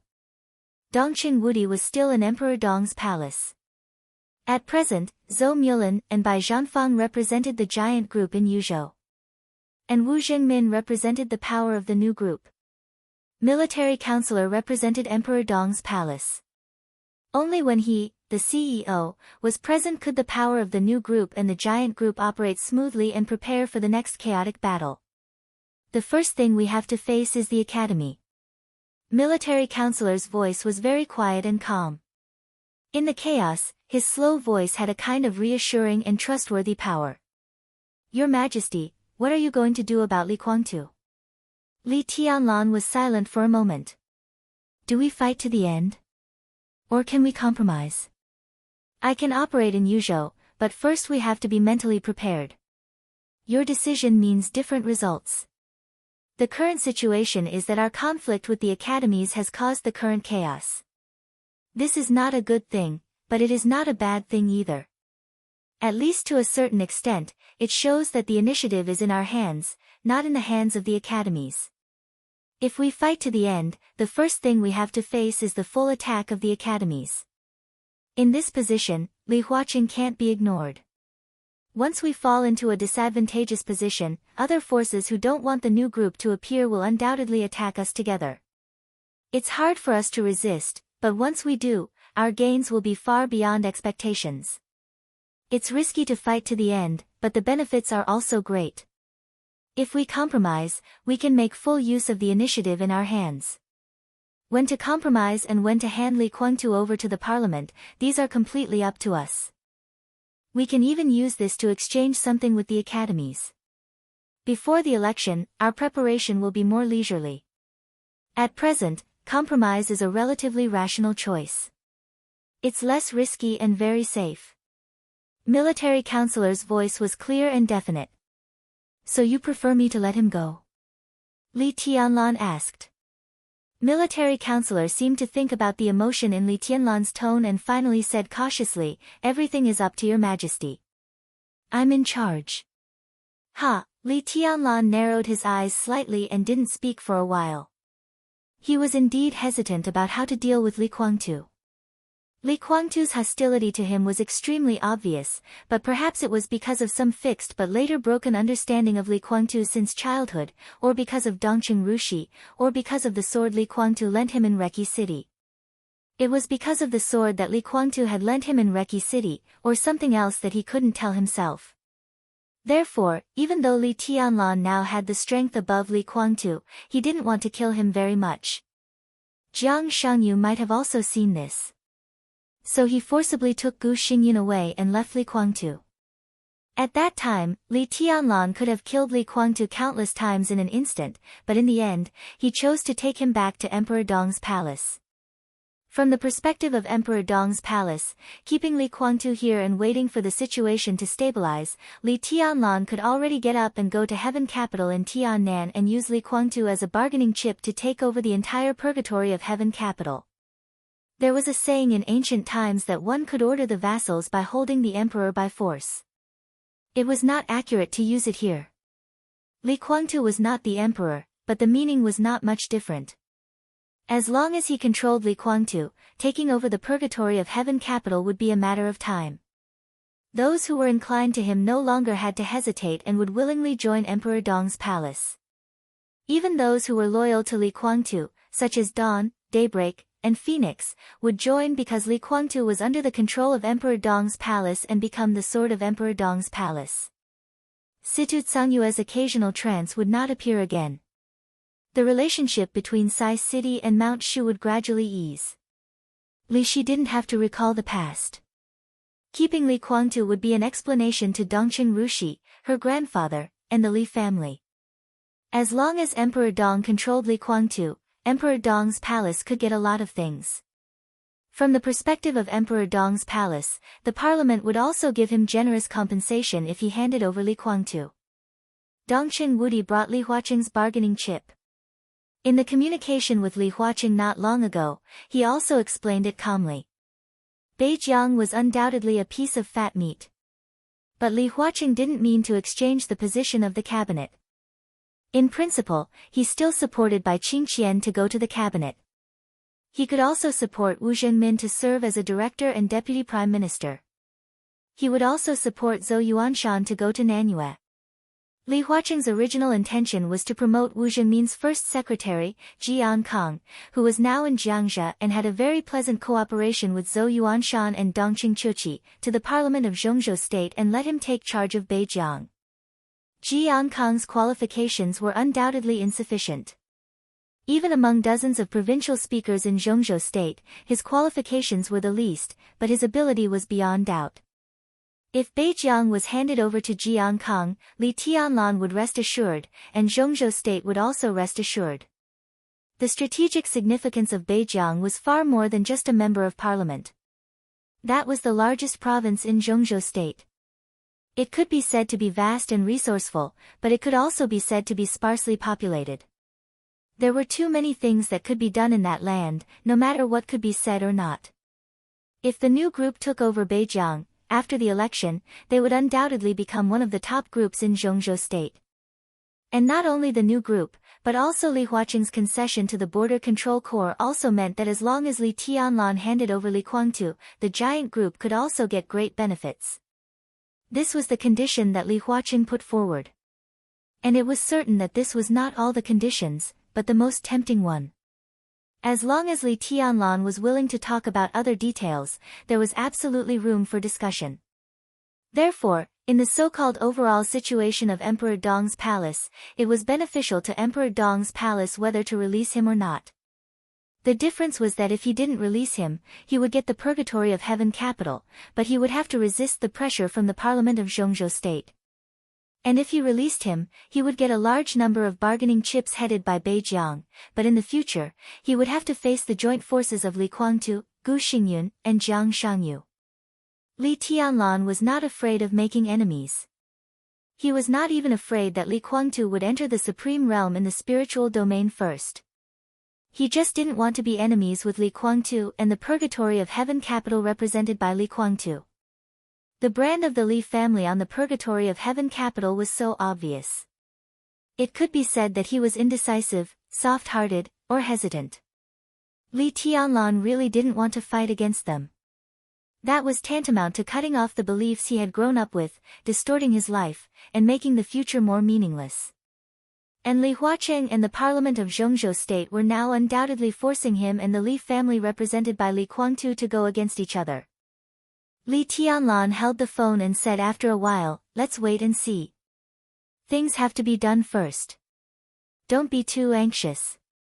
Military counselor smiled on the other end of the phone. Now both sides are still at the stage of showing their strength. The second before the real showdown is the time for your majesty to consider. Li Tianlan said, I probably know what Li Huaqing wants to do. Military counselor continued, our intelligence department has received the news. Li Huaqing should want to re-establish the order of the special warfare system of Zhongzhou state.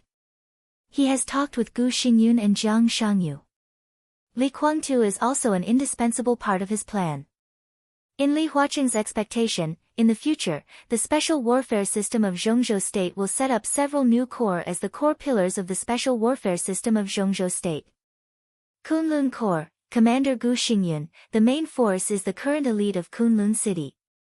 Heaven Capital Corps, Commander Li Guangtu, the main force is the current elite of the Purgatory of Heaven Capital. The third one, the source of the news is a little vague. It should be called the Shadow Legion, Commander Jiang Shangyu, the specific composition of the personnel is unknown. In addition, there is the Snowdance Corps and the Nightmare Corps of Emperor Dong's palace, led by Your Majesty. It seems that the parliament will also give the special warfare system more power to speak. In short, Li Huaqing is very generous, and it can be seen that he is very sincere. Military counselor's quiet and deep voice kept echoing. Li Tianlan held the phone and did not speak for a long time. Chapter 12:18. Li Tianlan could sense Li Huaqing's sincerity. If what the military advisor said was true, then Li Huaqing's actions could indeed be said to be very generous. To rebuild the order of the special warfare system of Zhongzhou state and break the inherent concept, in a series of adjustments, Gu Xingyun would step down and Li Tianlan would step up quietly. In this case, Gu Xingyun could be regarded as losing all his face. But compared with Li Tianlan directly driving him out of the position of state-protecting war god, the ups and downs in this adjustment at least left the last trace of face for Gu Xingyun, and it could make him more reasonable to find a lot of excuses. Snow Dance, Nightmare, Kunlun, Jiandu, Umbra. If the 5 regiments were the core pillars of the special warfare system of Zhongzhou state, then Li Tianlan would undoubtedly have a great advantage when facing others. The Snowdance Corps was originally his trusted team, and the Nightmare Corps was the main structure of Emperor Dong's palace. Of the 5 regiments, he could absolutely control 2. Gu Xingyun, Li Kuangtu, and Jiang Shangyu each controlled 1. It seemed that the 3 of them together seemed to be more powerful than Li Tianlan, but it was just an appearance. Not to mention the size and equipment of the 5 legions, and the comparison of combat effectiveness between Li Tianlan and the 3 of them. After Zhongzhou state made this plan, if Li Tianlan agreed, then the support of the parliament for him would be completely different. This was Li Huaqing's attitude and sincerity. He could give it to Beijiang, Nanyue, Xie, Dongshan, and Jiangnan, but he wouldn't touch Zhejiang either.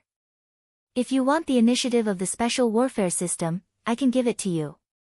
If they wanted to support him, the parliament would not hesitate. The whole Zhongzhou state had already determined that Li Tianlan would be their real irreplaceable guardian in the next few decades, so Li Huaqing's attitude was very obvious. I can give you what you want. If you want to be promoted, I will personally push you up. What I want is just a part of the living space for others. Will you give it to me? From the perspective of Emperor Dong's palace and the purgatory of heaven capital, Li Huaqing was interfering in the internal affairs of the Li family. From the perspective of the special warfare system of Zhongzhou state, Li Tianlan was also trying to monopolize all the resources of Zhongzhou state. Arrogant, despotic, and domineering. Who was the one going too far? Li Tianlan hung up the phone and lit a cigarette. He got up from the sofa with some irritation and went to the huge and bright French window. Outside the window was the tranquil and beautiful night scene of Emperor Dong's palace. There were no bustling lights. Standing on the 6th floor of the castle, one could see water splashing silently into the air, flat and clean lawns, quietly swaying flowers and grass, clear flowing lake water, quiet wind, and bright stars and moon. Li Tianlan smoked and remained silent. He didn't like this feeling. He really didn't like it. This was a clear and obvious feeling of being bound by something. He had reached the peak, but he had not walked out of the restrictions of the rules. From the second Li Huaqing came to Tiannan, Li Tianlan was very aware of a problem. He was indeed invincible. However, it wasn't as if he couldn't be destroyed. He stood at the pinnacle of this world that contained countless factors, rules, regulations, laws, clear barriers, clear standpoints, the glint of swords, mutual deception, carnage, conspiracies and betrayals, battles and killings. It was a world that was filled with games, negotiations, concessions, compromises, balance, ups and downs. It seemed magnificent, but it was actually a world that was constantly repeating itself. However, he was still tightly restricted by countless rules and could not be free. The crazy development of Emperor Dong's palace, power, wealth, and status, all of them were like shackles wrapped around him. He could clearly see those shining responsibilities, and he could clearly feel his exhaustion, annoyance, and even powerlessness.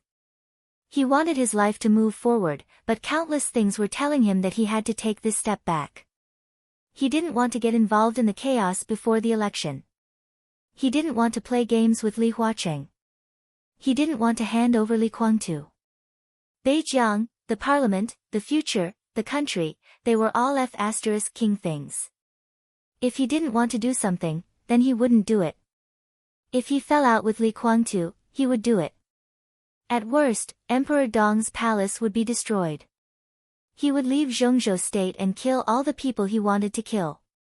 He would move forward and never look back. He wanted to do this, but he could only think about it. Reality and fantasy were different, and they would never be the same. His invincible power had brought him absolute power and wealth to the peak of the world. Now, he would have to carry these things on his back and do things that he didn't want to do. For example, he was trying to guess Li Huaqing's thoughts and bottom line, and he would fight for the greatest benefits in this chaotic battle. This was his life and future, and he seemed to be able to see the end with a single glance. Li Tianlan threw away the cigarette butt, took out another one, lit it, and took a deep breath. A white, soft, and slender arm stretched out. There was an ashtray in the slender fingers. A wisp of very pleasant fragrance came from beside him. It was not like the natural body fragrance of Qin Weibai, but it carried a kind of very seductive temptation. The owner of the arm stood quietly beside Li Tianlan, silent and gentle. Li Tianlan didn't say anything, just flicked the ash into the ashtray. The soft arm holding the ashtray was motionless. The cigarette burned out, and Li Tianlan lit another. After smoking 3 cigarettes in a row, he took a deep breath, and the depression in his heart seemed to be exhaled bit by bit with the smoke. Li Tianlan's voice was calm, and he said blandly, "Why don't you rest?" "I can't sleep." Mai Shiranui shook her head gently, took back the ashtray, and squatted down to pick up the cigarette but that Li Tianlan had thrown on the ground and put it in. Women in East Island were generally petite and exquisite. Mai Shiranui, who was 1.65 meters tall, was already considered tall in East Island, but in the face of Li Tianlan, who was 1.83 meters tall, she still needed to raise her head slightly. She raised her big bright eyes, and her long eyelashes trembled slightly. She looked at Li Tianlan, a little obsessed and a little absent-minded. She remembered the first time she met Li Tianlan. At that time, in East Island, she wore a red cheongsam, looking at Li Tianlan proudly and indifferently, with a condescending mockery. At that time, Li Tianlan was not as tall as he was now. Mai Shiranui smiled and said in a soft voice, "And master, you haven't slept yet." "How dare I sleep?" Her magnetic and sweet voice trembled slightly under the soft light, and her face quietly crept up with a touch of captivating red. In the past 20 years of life, this was the first time she had called a man of the opposite sex master. It was not a joke, but a voluntary expression of her meekness and submission. She didn't want to call this man His Majesty. That was what everyone in Emperor Dong's palace called him. There were many people in Emperor Dong's palace, and there would be more and more people in the future. Li Tianlan would get more and more used to the title, Your Majesty. He would become accustomed to it and even numb to it. Maybe one day when everyone called Li Tianlan, Your Majesty, Li Tianlan would forget his own name, let alone who had called him, Your Majesty. At that time, Mai Shiranui, who also called him, Your Majesty, might be like other inconspicuous people. Her gender, position, and identity would be blurred. In the end, she would be like a non-existent shadow. Mai Shiranui didn't want that. So she let go of her pride and reserve and called Li Tianlan master. She was already his maid, so she should call him master. She felt a sense of intimacy as if she was owned by him. Mai Shiranui was a little excited. Li Tianlan glanced at her, expressionless. Mai Shiranui, who was still dressed in a pure white suit, turned around and put down the ashtray. With a burst of fragrance, she poured a glass of water for Li Tianlan and said softly, "Master, if you don't want to rest, would you like to taste the tea ceremony that has been passed down in the Mai Shiranui family for a long time?" Li Tianlan took the glass and took a sip. He said lightly, "I want to drink wine, strong wine." "I'll get it." Mai Shiranui turned around with a chuckle.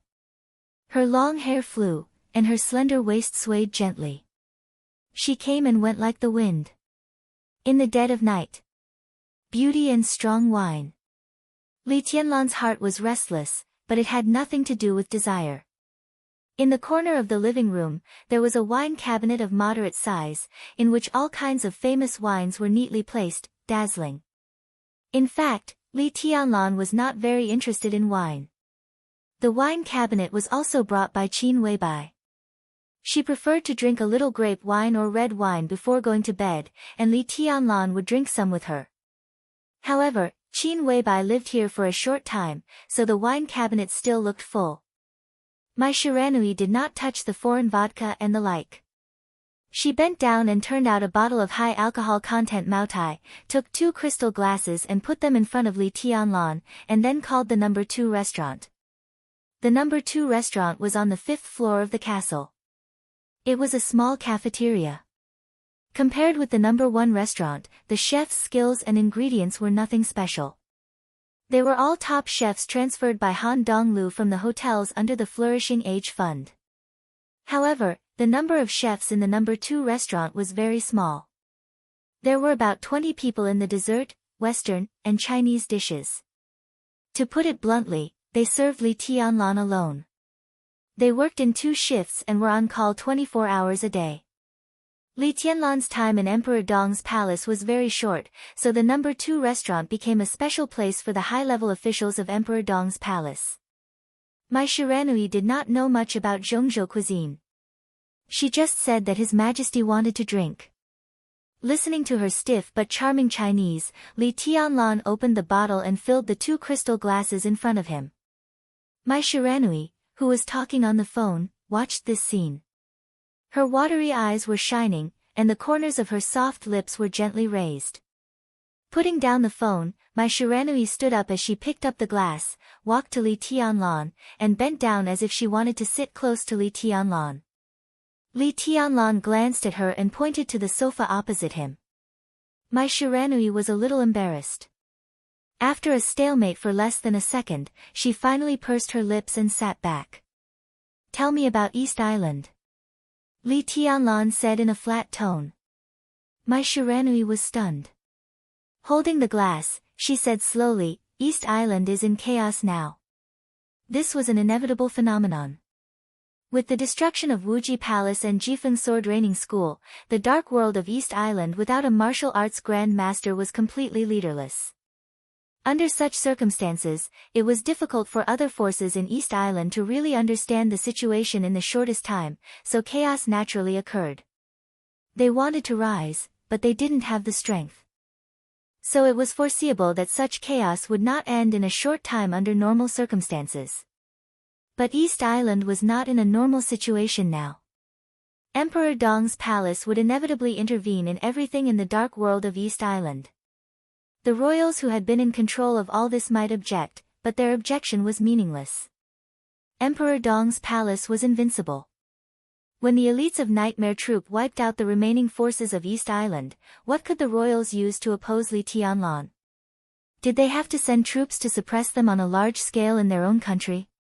Not to mention whether they could do this, even if they did, Emperor Dong's palace, which was backed by Zhongzhou state, was not something they could suppress at will. If they dared to move, the incident would undoubtedly escalate. Fight with Zhongzhou state. When these words were put together, no other country in the world had such confidence. When its special warfare system was completely destroyed and scattered, and the remaining stragglers didn't have the strength to protect their own territory, the strong intervention of external forces was unavoidable. Under such circumstances, the royals could at most give those stragglers some symbolic support. But when the external force that intervened was Emperor Dong's palace, the royals might not even have the courage to give their own people symbolic support.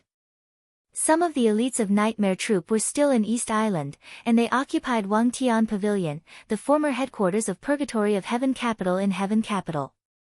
There were not many of them, just 200 elites, and only 2 of them were in the Thundershocking realm. This kind of lineup was nothing in the eyes of East Island, and there was more than one force that could completely suppress this lineup. But so far, no one dared to target these 200 elites. This showed their rationality to some extent. But at the same time, none of the forces had come into contact with this group of elites. This also showed how conflicted they were. But all of this was meaningless. Whether they were rational or conflicted, Emperor Dong's palace would march into East Island in an unstoppable manner. Those who obeyed it would prosper, and those who disobeyed it would die. The smartest way for East Island at present was to contact Emperor Dong's palace. It didn't matter if they didn't want to or not. But now that their special warfare system was about to be lost, they could only bow their heads, and to some extent, test the opportunity to cooperate with Emperor Dong's palace. The royals really want you to go to East Island, Master. I think they should have a lot of things to talk to you about, but I guess they don't dare to leave East Island and come here. My Shiranui winked charmingly. If there's a chance, I'll go there. Li Tianlan took a sip of wine and said casually, how's the strength of Liuhua Regiment now? Liuhua Regiment, a familiar and confused look flashed in my Shiranui's beautiful big eyes. She had never heard of Liuhua Regiment, but somehow she felt the name was familiar.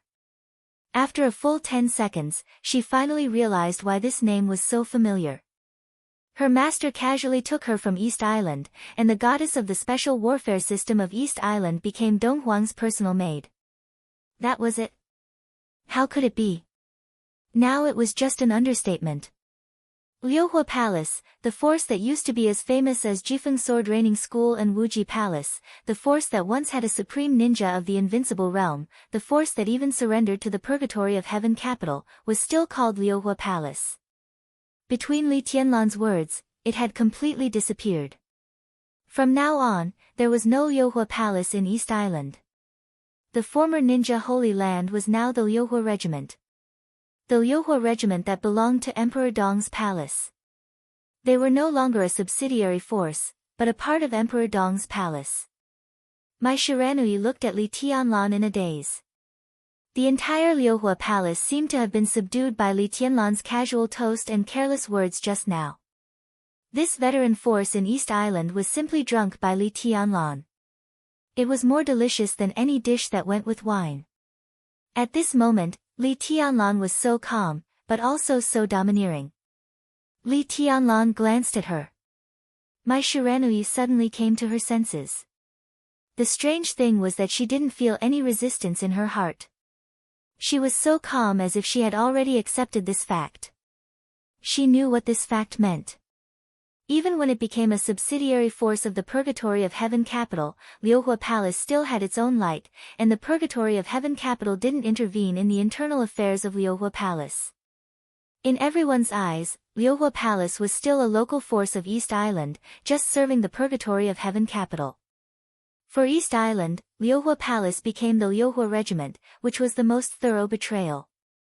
They directly changed from a local force to a plunderer of all kinds of resources in East Island. From now on, how would the special warfare system of East Island think of her? How would Liuhua Palace, no, the Liuhua Regiment, deal with themselves? My Shiranui was silent. She looked deeply into Li Tianlan's eyes. Master. Let me be your woman, okay, my Shiranui suddenly spoke. Her words were inexplicable, and her voice even sounded a little pleading. There's no difference. Li Tianlan said blandly. He took off his shoes casually, stretched out his legs, and put them on my Shiranui's knees. My Shiranui subconsciously straightened her body and hugged Li Tianlan's calf, letting Li Tianlan's feet touch her proud and tender breasts through her white blouse. She leaned forward and gently massaged his calf and feet. Li Tianlan moved his feet comfortably and said blandly, you and the Liuhua Regiment both belong to me. This has nothing to do with whether we have sex or not. You don't have to worry about how the Liuhua Regiment and you will live in East Island in the future. Do you feel ashamed to face East Island? In fact, from the moment you surrendered to Emperor Dong's palace, you already had no choice. Emperor Dong's palace welcomes the Liuhua Regiment to join us, but you have to be sure of your position. How will the Liuhua Regiment face East Island? You don't have to face it. In the future, the Liuhua Regiment will develop in East Island as a ruler. When everyone has to bow down to you, how can you face it? For them, it makes no difference whether you are my maid or my woman. No matter which identity you have, you will be above them. If they don't recognize the truth, I don't mind washing them with blood again. Feeling Li Tianlan's subconscious slight strength in his feet, my Shiranui's body trembled slightly and her breathing quickened. She didn't know whether it was because of excitement or humiliation. She carefully massaged Li Tianlan, biting her lip tightly as she felt his natural indifference and arrogance. Li Tianlan looked at her and slightly narrowed his eyes. In the Liuhua Regiment, there are 3 experts above the peak of the thunder-shocking realm, including me. I'm a half-step to the invincible realm, and the other 2 are close to this level. There are 3 experts of the thunder-shocking realm and 190 experts of the fire-flaming realm. This is the main framework of the Lyohua regiment now. When the Purgatory of Heaven capital was in East Island, the Lyohua regiment basically didn't have any combat missions, both internal and external. At that time, Li Kuangtu only asked us for one thing, and that was intelligence. The Lyohua regiment has a deep foundation in East Island, and we have an innate intelligence advantage. So now, the Lyohua regiment can be said to be the #1 intelligence organization in East Island. Almost all the sensitive events in East Island can't be hidden from our intelligence center. Mai Shiranui whispered. With your intelligence advantage, can you find a way to quickly rule the dark world of East Island? Li Tianlan glanced at her. Theoretically, yes. Mai Shiranui nodded gently. Her slender and cool fingers slid across Li Tianlan's calf, bringing a tingling sensation. Li Tianlan understood what the so-called theoretically meant. He nodded and said, I will go to East Island, but only after you have initially established the authority of the Lyohua regiment. Emperor Dong's palace can give you support. You can choose a high-level official from Emperor Dong's palace and let him take some elites to East Island with you. He will serve as the deputy commander of the Lyohua regiment. Mai Shiranui bit her lip, and there was some hidden bitterness in her eyes. Say what you want to say. Li Tianlan said calmly. Master, I have some understanding of some things in Zhongzhou state. Mai Shiranui said with a smile. For example? Li Tianlan raised his eyebrows. For example, the more than 30 provincial speakers of Zhongzhou state. Mai Shiranui smiled elegantly and charmingly. I found that among the more than 30 speakers, some of them have very strange names. The corner of Li Tianlan's mouth twitched, and he seemed a little embarrassed. He understood what Mai Shiranui wanted to say. In some places, the names of the speaker and the governor are very strange. Mai Shiranui's eyes were misty. I don't deny their authority. It's just that in those provinces, there is usually a deputy governor or deputy speaker whose division of labor is not very clear. They can be surnamed Li, Wang, Sun, or Sun. Their names are very in line with the style of Zhongzhou state. It's very normal. Li Tianlan looked at her and said nothing.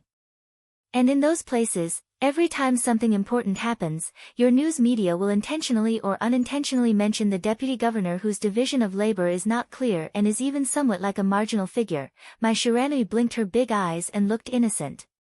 Master, why is that? Li Tianlan wanted to pull his foot back, but Mai Shiranui hugged him tightly. Mai Shiranui, who seemed to have completely adapted to the identity of a maid, was constantly stripping away the estrangement and distance between her and Li Tianlan.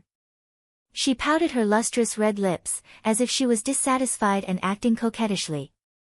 She was about to cry. Master doesn't trust me. You think too much. Li Tianlan shook his head.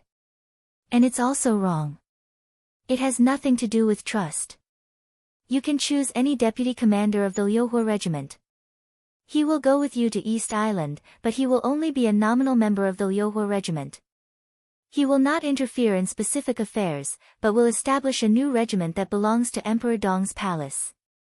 He will be a nominal member of the Lyohua regiment, and then it will be easier for you to get in touch. Isn't that distrust? Mai Shiranui's eyes were still resentful. Of course not. Li Tianlan shook his head. He wanted to say something else, but he suddenly froze. He sat on the sofa in a daze, and his eyes became a little dim. Mai Shiranui looked at him carefully, feeling uneasy. She could act coquettishly, she could complain, and she could desperately close the distance between her and Li Tianlan to create a more intimate relationship. This was the embodiment of her cleverness as a woman. But she knew very well when she should show these things and when she should put them away. Li Tianlan picked up the wine glass again and silently drank up more than half of the wine in one gulp. He let out a long breath and looked up at the soft crystal chandelier on the ceiling. At this moment, Li Tianlan finally realized that he had changed unconsciously. Because he thought of Li Huacheng. He thought of Li Huaqing's fierce but strong eyes that showed a touch of fatigue and persistence when he looked at him. It's not that I don't trust you. Li Tianlan's voice became a little low. On the contrary, it's because I'm responsible for you. 4. He opened his mouth, and his voice became even lower. Balance. As a special province in Zhongzhou state that had truly achieved some kind of freedom, the provincial government compound of Beihai province could be said to be the most luxurious provincial government compound in the whole Zhongzhou state. It used to be a large park in Xinzhou city. When it was renovated for the second time after its completion, it was approved by a patriarch of the Wang family of Beihai into a provincial government compound. It was surrounded by mountains and rivers, far away from the hustle and bustle. Dozens of huge and luxurious 5-story single-family villas were dotted among the green hills and blue waters. The structure had 3 floors above the ground and 2 floors below the ground. It was equipped with elevators, private lawns, private garages, private pools, private gyms, private cinemas, bars, and there was an international golf course inside the park. It could be said to be the real holy land of celebrities in the whole of Beihai. Luxury cars came and went all day and night. It was said that the third phase expansion plan of the provincial government compound had been approved. From the southern part of the provincial government compound, they could even get a small piece of sea area that belonged to the provincial government compound. At that time, a yacht club would be built here to provide entertainment for the speaker and directors. In the past hundreds of years, Beihai had been so ostentatious in various fields. This province was unimaginably comfortable and luxurious compared to other regions of the same level. In the eyes of other regions of Zhongzhou state, it was indeed a real alien and freak. It was no wonder that Qin Fangqing and even many people before him regarded Beihai as a thorn in their side. They saw the ostentatiousness of Beihai that even they envied, but they did not see, or were unwilling to admit, the calmness behind the ostentatiousness. Beihai maintained a strong autonomy from top to bottom, which made Zhongzhou state extremely uncomfortable. Most of the laws of Zhongzhou state applied here, but there were also some laws and rules made by Beihai itself. There was only one dominator in Beihai, and that was Mount Dibing. Hundreds of years of iron-like facts had proved one thing countless times. If Mount Dibing was stable, the whole of Beihai would be stable. From the speaker, the governor, the commander of the Beihai Corps, to the deputy speaker, deputy governor, the speaker and mayor of each city, the middle and high officials of each key department, and the grassroots, Zhongzhou state had the right to make suggestions. But Mount Dibing had the right to appoint all these people. All this seemed completely incredible today, but it also explained the glory of the Wang family of Beihai from another perspective. Beihai province's high-tech cultivation that had lasted for hundreds of years had made countless people jealous. It had also kept Beihai the core attraction for a large number of smart and capable young people in Zhongzhou state. Except for the top management, few people in Beihai were transferred to other places. But occasionally, some young and strong people from Zhongzhou state would be transferred to Beihai. Almost every transfer of a position would cause a lot of trouble. Everyone desperately wanted to work in Beihai, and a considerable part of the reason was the incredible welfare system here. Was there a speaker in Zhongzhou state with a personal net worth of billions who seemed to be above board and not afraid of being investigated? Yes, in Beihai. Was there a governor in Zhongzhou state with a personal net worth of billions who was also not afraid of investigation? Yes, also in Beihai. Was there a general in Zhongzhou state with a personal net worth of billions who was not afraid of investigation? Or in Beihai? In the latest issue of Beihai's salary adjustment, the salary of the Speaker of Beihai, the Governor of Beihai, and the first Deputy Commander of the Beihai Corps was 75 million Zhongzhou dollars. 75 million a year. The second-level director of Beihai had an annual salary of 60 million a year. Non-director deputy governor members had an annual salary of 50 million. As for the cities in Beihai, the mayor of Xingzhou got the salary of a director. The first and second leaders of other cities in key departments at the provincial level generally had an annual salary of about 30 million. The deputy positions were between 10 million and 15 million. Further down, the city departments, bureaus, offices, departments, and staff had a clear salary at each level. 3 years ago, according to the real statistics of Beihai province, an ordinary staff member in Beihai earns 680,000 Zhongzhou dollars a year. 400,000 was the annual salary, and 280,000 was the unit bonus. Mount Dibing paid tens of billions of salary for the administrative system of Beihai every year. This was just a salary, not some investment or starting some project. It was just a simple salary. In the completely unbelievable and even absurd salary, Beihai province was also creating more incredible benefits for Mount Dibing almost crazily. The administrative system of Beihai was the most streamlined in the whole Zhongzhou state.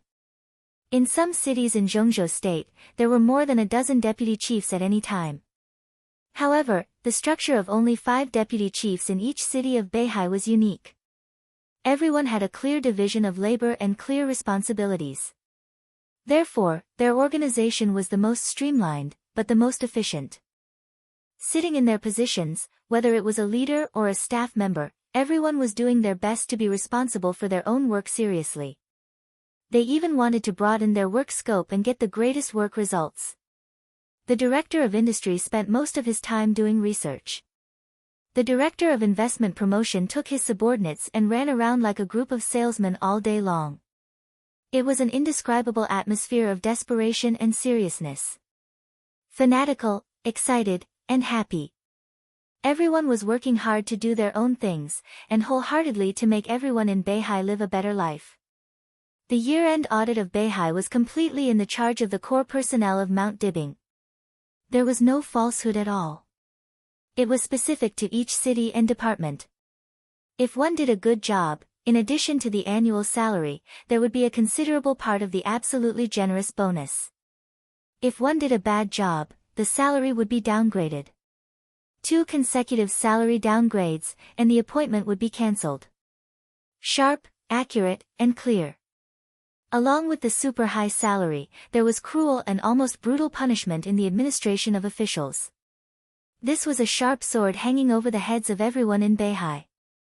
If the amount received was more than 100,000 yuan, life imprisonment, no commutation for life. If the amount received was more than 500,000 yuan, the death penalty would be carried out immediately. If the amount received was more than 1 million yuan, all home death punishment. This could definitely be regarded as the most thorough regulation that Beihai had ever implemented. The degree of its implementation was as firm as the wages that Beihai had never been in arrears for hundreds of years. There was no room for maneuver. No matter what the relationship was in Zhongzhou State, no matter whether the recipient's family was in Beihai, Zhongzhou State, Star State, or any corner of the world, as long as the amount received was more than this limit, death was everywhere. When the first heavenly son of Beihai personally made this law on the stage of Formidable Person, he said, "This is the overall situation of Beihai." When the incredibly high salary was compared with the huge and unbearable cost of making mistakes, no matter how greedy a person was, he could completely calm down and feel the shock. In the hundreds of years in Beihai, there were very few recipients. In the hundreds of years, there were less than 20. 20 people, without exception, received more than the limit. Therefore, no one in the 20 families could escape the judgment of the Wang family of Beihai. The huge temptation and absolute pressure had created the current Beihai. There were basically no so-called complaints in all the administrative departments, and all kinds of problems encountered by the people would be solved immediately. Beihai had lost some of the darkness, so the gray living space had also been completely erased. Not to mention society, even the hoodlums in schools could not be seen anymore. Everyone knew that some things had no future. There was no absolute fairness in the world, but Mount Dibing created a Beihai province for everyone. As long as they worked hard, they could certainly change their lives and destinies. Whether it was fair or not, at least it was worth the sincere expectation of every person in Beihai. They lived and worked in peace and contentment, singing and dancing to promote peace and prosperity. They might also encounter competition in the workplace, be surpassed by people who were better than them, encounter all kinds of difficulties, all kinds of problems, and all kinds of things that they could not tell others. They would still stagger or sing all the way in a hurried and busy life. But in this land, there was no procrastination of the administrative department, no hidden daggers in the smiles of gray people, and no unjust treatment of the big fish eating the small shrimps. Even some of the distorted ideas in Zhengzhou state were not many here. People in Beihai always believed in one thing. If your life did not change, it was not the problem of society, but your choice was wrong. How simple was this sentence? But this was Beihai. There was no outside storm, no desperate gray, no special features that could destroy the will. Outside Beihai, there was another world. But in fact, these so-called, no, and even more things, those things from all corners and fields intended to reach deep into Beihai for some purpose, did all of this really not exist? That was impossible. Darkness and gray had always existed, but they could not enter Beihai. All of this turned into overwhelming pressure and fear that seemed to be able to destroy everything. It fell on Mount Dibing and on every patriarch of the Wang family of Beihai for hundreds of years. Generation after generation. They silently carried all of this, the storm, and the stormy waves, and never took a step back. In front of the number 1 building in the courtyard of Beihai provincial government. When Wen Siyuan met Wang Xingshao, the gorgeous morning sun was rising from the sea level in the east. The warm light penetrated the darkness and pierced the dark clouds in the sky. The light fell from the sky and pierced Wen Siyuan's eyes. In his sight, Wang Xingshao was walking over step by step. The sword energy was dense, and the space was twisted. The sunlight falling on him seemed to form a halo around him. The sun lit up the sky and fell on the clear lake in the courtyard of the provincial government. The waves were sparkling. Wang Xingshao seemed to be walking in the light waves of the sky and water. His figure was majestic. Wen Siyuan stood up from the stone table in front of the door. Wang Xingshao's figure walked into a verdant courtyard. Xingshao, you're getting more and more stable. Wen Siyuan smiled gently and his voice was gentle and deep. This speaker of Beihai, who had now gained the full support of the Wang family of Beihai and most of the support of the Southeast group, was not tall. He wore glasses and looked elegant. Even if he dressed casually in his own home, he stood there with an indescribable grace, confidence, and gentleness. At first glance, people would have a good impression of him and a sense of trust. Uncle Wen, I'm sorry to disturb you. Wang Xingshao shook hands with Wen Siyuan and joked. Other people outside make me busy every day. Now you come to my home and make me busy every day. You're not kind. Wen Siyuan chuckled and waved his hand. Let's go inside. Forget it. Let's sit outside. Wang Xingshao shook his head. He knew Wen Siyuan's habits. This man started in Yuzhou, walked out of the Ministry of Supervision, entered the cabinet, went to Huading, and finally came to Beihai from Wuyue. He served as the deputy speaker of Xingzhou, the mayor, the speaker, and also the deputy speaker of Beihai. From the governor's position to the leader of the Southeast group, he liked to sit outside the yard in the morning. His biological clock was very regular. He usually got up at 5:30 a.m. For 2 hours after getting up, he never dealt with official business. Instead, he sat in the yard in front of the door in a daze, listened to music, and completely let himself go, regardless of the weather. He started eating breakfast at 7:30 a.m., got ready to go to work at 8 o'clock a.m., came back at 6 o'clock p.m., ate, watched the news, and chatted with his family. If there were no accidents, he would go to bed on time at 10 o'clock p.m. The whole of Beihai developed quietly in this routine day after day. It was stable and magnificent. Now Wen Siyuan invited him into the house, which was undoubtedly to accommodate him. Wang Xingshao casually sat on the cold stone bench in winter, handed Wen Siyuan a cigarette, and said softly, I didn't plan to visit you at this time, but there were a lot of things last night, so I had to disturb your relaxing time. I already know what's going on. Wen Siyuan nodded and looked at Wang Xingshao with appreciation in his eyes. The second place on the divine list. Not bad. You are still young. In another 10 years, it is hard to say who will be the first. Tianzong was not as good as you when he was young. At that time, Li Guangtu showed off his ability, just like Li Tianlan now. He suppressed Tianzong. But what happened later? It was Tianzong who topped the divine list and even entered the heavenly sun realm. The future is so long. Who can say for sure? Wang Xingshao smiled bitterly. Looking at the rising sun, he laughed at himself and said, the second place on the divine list, can be said to be the real shadow of my father. Without Wang Tianzong's supreme sword energy, Wang Xingshao now had the strength of the half-step invincible realm, and there was still a long way to go before he reached the invincible realm. The second place on the divine list? He couldn't even get to the bottom of the divine list. Still the same sentence. Wen Siyuan's voice was calm.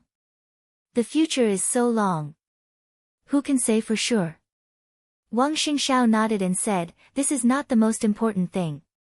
I didn't come here to seek comfort because I lost my life in Mount Dibing. Wen Siyuan's eyes flashed. The new ranking of the divine list had become an established fact and could not be changed. In fact, Beihai had known this result for a long time. The glorious list that shone in the dark world now was signed by Wang Xingshao, who represented the recognition of the Wang family of Beihai. Wen Siyuan said that he already knew what happened last night.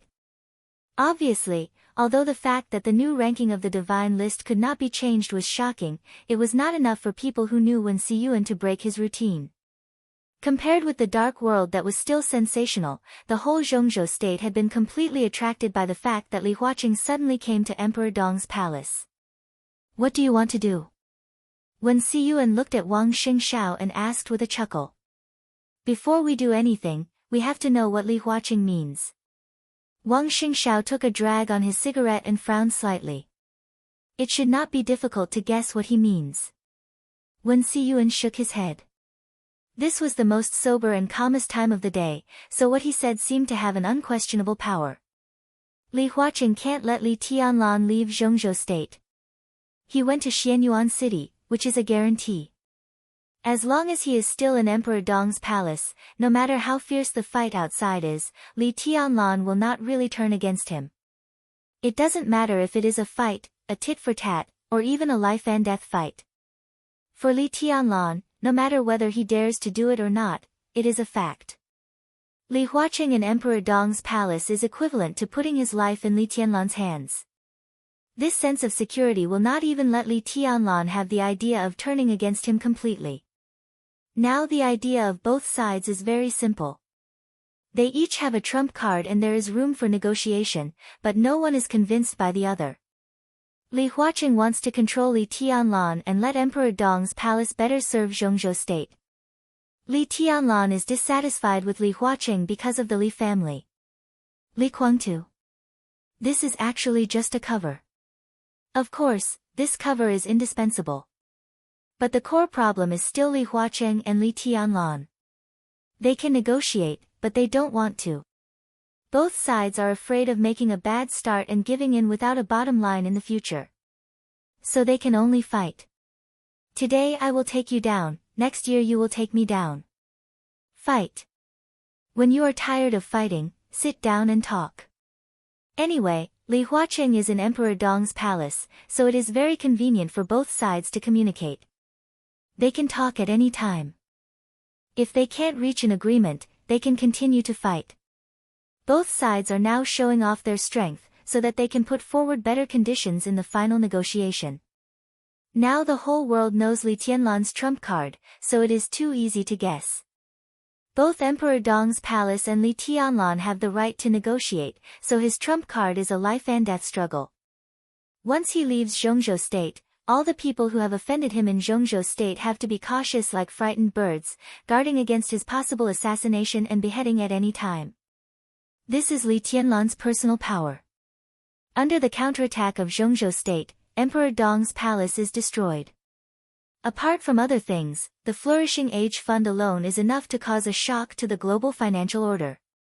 The financial storm is very likely to evolve into a worldwide financial crisis. Many domestic fields will also be shaken at the same time, causing a huge social impact and immeasurable losses. At that time, if that really happens, the huge impact is estimated to be enough to make any prime minister step down directly.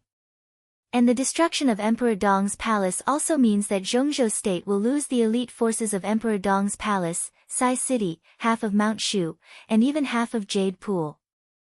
Dongqing Wudi of the giant group won't let it go. The consequences will be even more unbearable. Li Huacheng, who caused all this, will be the one who caused all this. Li Huacheng, who caused all this, even the entire academics, can't bear the consequences. Li Tianlan has now grown to the extent that he is able to drag Zhongzhou state into trouble. If not, why does Li Huacheng have to be so careful? But if he wants to do this, the price is not what Li Tianlan can bear. When all this happens, Emperor Dong's palace must have been destroyed. The whole Zhongzhou state regards him as a mortal enemy. So what if Li Tianlan is invincible in the world? When Zhongzhou state wants to kill a person with all its strength, even if it is not his opponent, there are still a lot of other ways. In that case, Zhongzhou state will be very uncomfortable, and so will Li Tianlan. When Siyuan's voice paused, and then he continued, so it is unlikely that Li Tianlan will use this trump card. But anyway, this card is in his hands. Since he appeared in the sight of Zhongzhou state, the outside world has been comparing you with Li Tianlan and Gu Hanshan. Now Gu Hanshan has long been eliminated, and Jiang Shangyu has joined. Among the three of you, Li Tianlan's talent and strength are beyond doubt, but he is too radical. In terms of strength, you and Jiang Shangyu are not as good as Li Tianlan, but in terms of calmness, Li Tianlan and Jiang Shangyu are not as good as you. In terms of forbearance, you and Li Tianlan are not as good as Jiang Shangyu.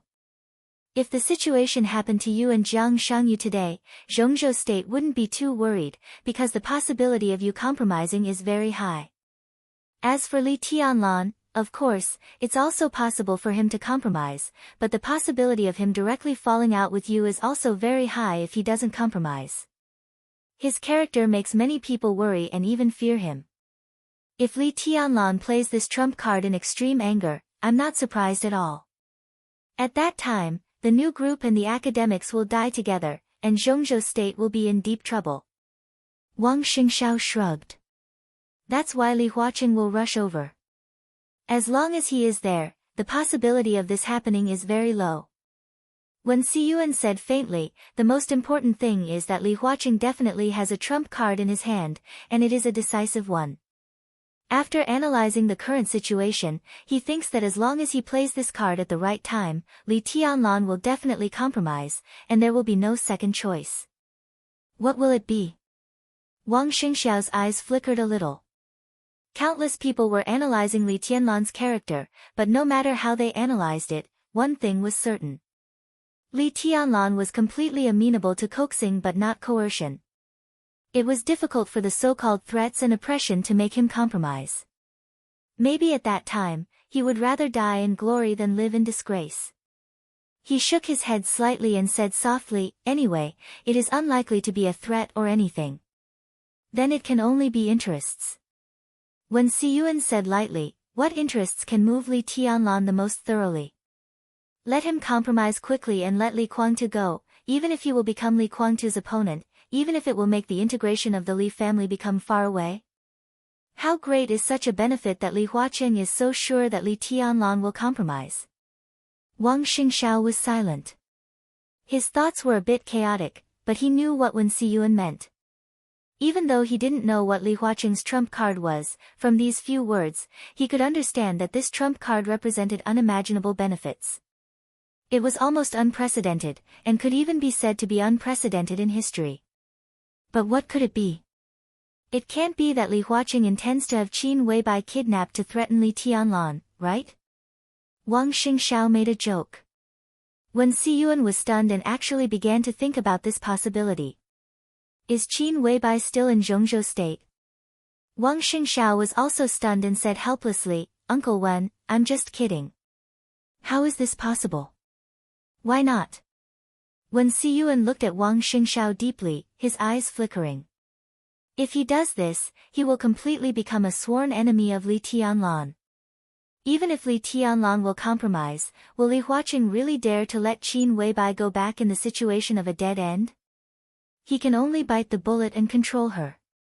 What is this? Keep her captive. Let her meet Li Tianlan once a year. Let Li Tianlan become a slave and fighter of Zhongzhou state. Wang Xingxiao's voice was a little cold. Wen Siyuan looked at him quietly. So you think that even so, Li Tianlan will not compromise? If that's the case, then there's no possibility of compromise. Wang Xingxiao's voice suddenly became incomparably calm. In some ways, I am the same as him. Putting myself in his shoes, if Li Huaqing touches Song Ci, I will not compromise. Instead, I will try my best to retaliate at all costs. So if Li Huaqing really does something stupid, then Li Tianlan will definitely go directly to Yuzhou and massacre the academics. What else can Li Huaqing do unless he is crazy and completely disregards Zhongzhou state? Facing the crazy Li Tianlan, will he really dare to kill Qin Weibai? So it can only be interests. Wen Siyuan looked at Wang Xingxiao thoughtfully and nodded. Wang Xingxiao did not speak. He frowned and was preoccupied. The conflict between Li Huaqing and Li Tianlan had attracted the attention of the whole Zhongzhou state. The confrontation began, the chaos was coming, and before the election, the sensitivity of this time could not be overstated. All the major groups, even the local teams that wanted to be promoted to groups, were cautious at this time, but they were also ready to make a move. Every decision-maker's every move at this time would first think about not losing points, and then they would think about fighting for more things. They were extremely cautious. In the hundreds of years of history of Zhongzhou state, the Southeast Group, the Prince Group, the North Group, and the Giant Group had all made mistakes at this point because they were too aggressive. As a result, they couldn't recover for 10 years, 20 years, or even longer. They still existed today. It showed that they barely survived. Similarly, there were also teams that were not inferior to the Southeast Group and the Prince Group. Because of a wrong decision at this time, they were defeated and eventually disappeared from everyone's sight. The most recent example was the North Group. A few decades ago, the scale of the North Group was no less than the current Southeast Group and Prince Group. It had 2 stable director positions and 5 to 7 counselors. In the North City, the Northeast region, and more than half of the Northwest region, it was powerful and influential. However, because of a single mistake in decision-making, the various groups that had been restless seized the opportunity to bite the North Group and tear it apart. During that period, the Prince Group tore a large piece of Northwest territory from the North Group.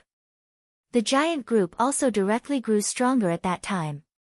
The academics also appeared for the first time at that time and began to use Liaodong as the foundation. After decades of operation, it developed to the present situation. The Southeast Group also made some mistakes during that period, but in the end, it also tore Longjiang province from the North Group. Correspondingly, the North Group retreated step by step, and in the end, they only managed to defend the North City. Compared to their previous grandeur, the North City's current structure of 1 director and 2 counselors was only slightly stronger than the precarious Special Warfare Group. The election was getting closer and closer. With the conflict between the new group and the academics, there would inevitably be more and more people who could not help but directly enter. Wang Xingxiao also wanted to take action, but he did not dare to act rashly, so he consulted Wen Siyuan. Wen Siyuan was the flag figure that the Southeast Group fully supported after the election. In the next 10 years, the layout of the Southeast Group would be constructed by Wen Siyuan and Yi Dongsheng as the directors, so his opinion was crucial. In fact, after talking with Wen Siyuan, Wang Xingxiao would immediately fly to Yuzhou to meet Yi Dongsheng, Ji Wenzhang, Wan Qingyun, and the counselors of the Southeast Group. He also wanted to bring Wen Siyuan's opinion to them. I think we'd better play it safe. Wen Siyuan hesitated for a long time before he slowly opened his mouth. Wang Xingxiao did not speak. The door of the villa opened, and a gentle young woman in her early 30s came over with 2 cups of tea. She smiled sweetly. Xingxiao, you're here. I've prepared breakfast. It's a new invention. Try it later. Wang Xingxiao smiled and called Sister Qing, nodded, and said yes. When Qing put the tea in front of the two of them, smiled, and turned to leave. She was Wen Siyuan's daughter and was now the deputy director of the finance department of Beihai University. She usually kept a low profile, while her husband was now one of the directors of Xingzhou City and a popular candidate for the mayor of Xingzhou City after the election. He had a good relationship with Wang Xingxiao and was destined to be Wang Xingxiao's right-hand man in the future, probably similar to the relationship between Wang Tianzong and Wen Siyuan. Wang Xingxiao picked up the teacup and took a sip of the hot tea, feeling a kind of warmth in the cold wind of winter in Beihai. Play it safe, he muttered to himself. Play it safe. Wen Siyuan nodded. Don't act rashly. I personally think that as the conflict between the academics and the new group intensifies, some of Li Huaqing's intentions will gradually be exposed. The current situation is a little dangerous. No one knows what kind of trump card Li Huaqing is hiding. We don't need to worry before we get the clues. Wen Siyuan lifted the lid of the teacup and tapped the rim with the lid. In the clear sound of the collision, he continued to say, of course, playing it safe doesn't mean that we don't move. Soon, there should be a clear signal between the academy and the new group. When everyone's attention is attracted, we should find a suitable opportunity to do something of our own. Wang Xingxiao's pupils suddenly contracted, and light gathered. When Siyuan looked into his eyes, moved the corner of his mouth, and said faintly, what do you think about Wu Yue's problem? Wang Xingxiao lowered his eyelids and said nothing. Wu Yue. Wang Qinglei. This had already become a problem that the Southeast Group and the Wang family of Beihai had to pay attention to. Wang Qinglei had become more and more active in Zhongzhou State in the past 2 years. Whether he attended various activities or made discoveries on various occasions, everyone could clearly feel that he had drifted away from the Southeast Group and was heading in the opposite direction. Instead, he was getting closer to the Prince Group. Wang Qinglei was a senior counselor. With his qualifications, if he didn't betray, the Southeast Group was ready to push him and Wen Siyuan to be directors of Zhongzhou State. 5 years later, Wang Qinglei was also a suitable candidate to compete for the position of president in the eyes of the Southeast Group. Perhaps it was the long-term oppression under the shadow of Wang Tianzong, or he felt that it was unlikely for him to sit in that position in the Southeast Group, or he could no longer control his ambition. In the days when he was fully fledged, his remarks made his position more and more subtle. In the end, when Wang Tianzong completely fell, he betrayed the Wang family of Beihai. What made the Southeast Group more sleepless at night was that Wang Qinglei was now the chairman of Wu Yue. Wang Qinglei was very influential in the Southeast Group, but after all, this was a blatant betrayal. Not everyone agreed with him, and not everyone wanted to change. In this election, it was impossible for the Southeast Group to support Wang Qinglei. On the contrary, the Prince Group, which was getting closer to him, would support Wang Qinglei to become a director. However, this kind of support was also reserved. If Wang Qinglei wanted to go further in the Prince Group, the first thing he had to do was to face the current chairman of the Southwest Group. He and Yi Dongsheng could be said to be the strongest opponents in the Southeast Group and the Prince Group, respectively. Tan Zhao, the chairman of the Southwest Group, was no worse than Wang Qinglei in terms of qualifications. Compared with Wang Qinglei, who joined the Prince Group halfway, Tan Zhao's position in the group was obviously more deep-rooted. His existence affected many circles inside the Southwest Group, big and small. If Wang Qinglei wanted to defeat Tan Zhao in the Prince Group and get most of the support of the Prince Group, he had to do something first. Simply put, the Prince Group needed Wang Qinglei's proof of loyalty, or in other words, a sufficient expression. What could Wang Qinglei use as a proof of loyalty? A gift that was big enough to defeat Tan Zhao, Wu Yue. The whole Wu Yue. It could only be Wu Yue. If Wang Qinglei could win Wu Yue for the Prince Group and tear this most developed province in Zhongzhou State, which was even above Nanyue, from the Southeast Group to the Prince Group, it was indeed enough to persuade most of the forces of the Prince Group to support him to fight for the position of director. Wu Yue. A stable position as a member of parliament. A cultivation base for countless outstanding talents.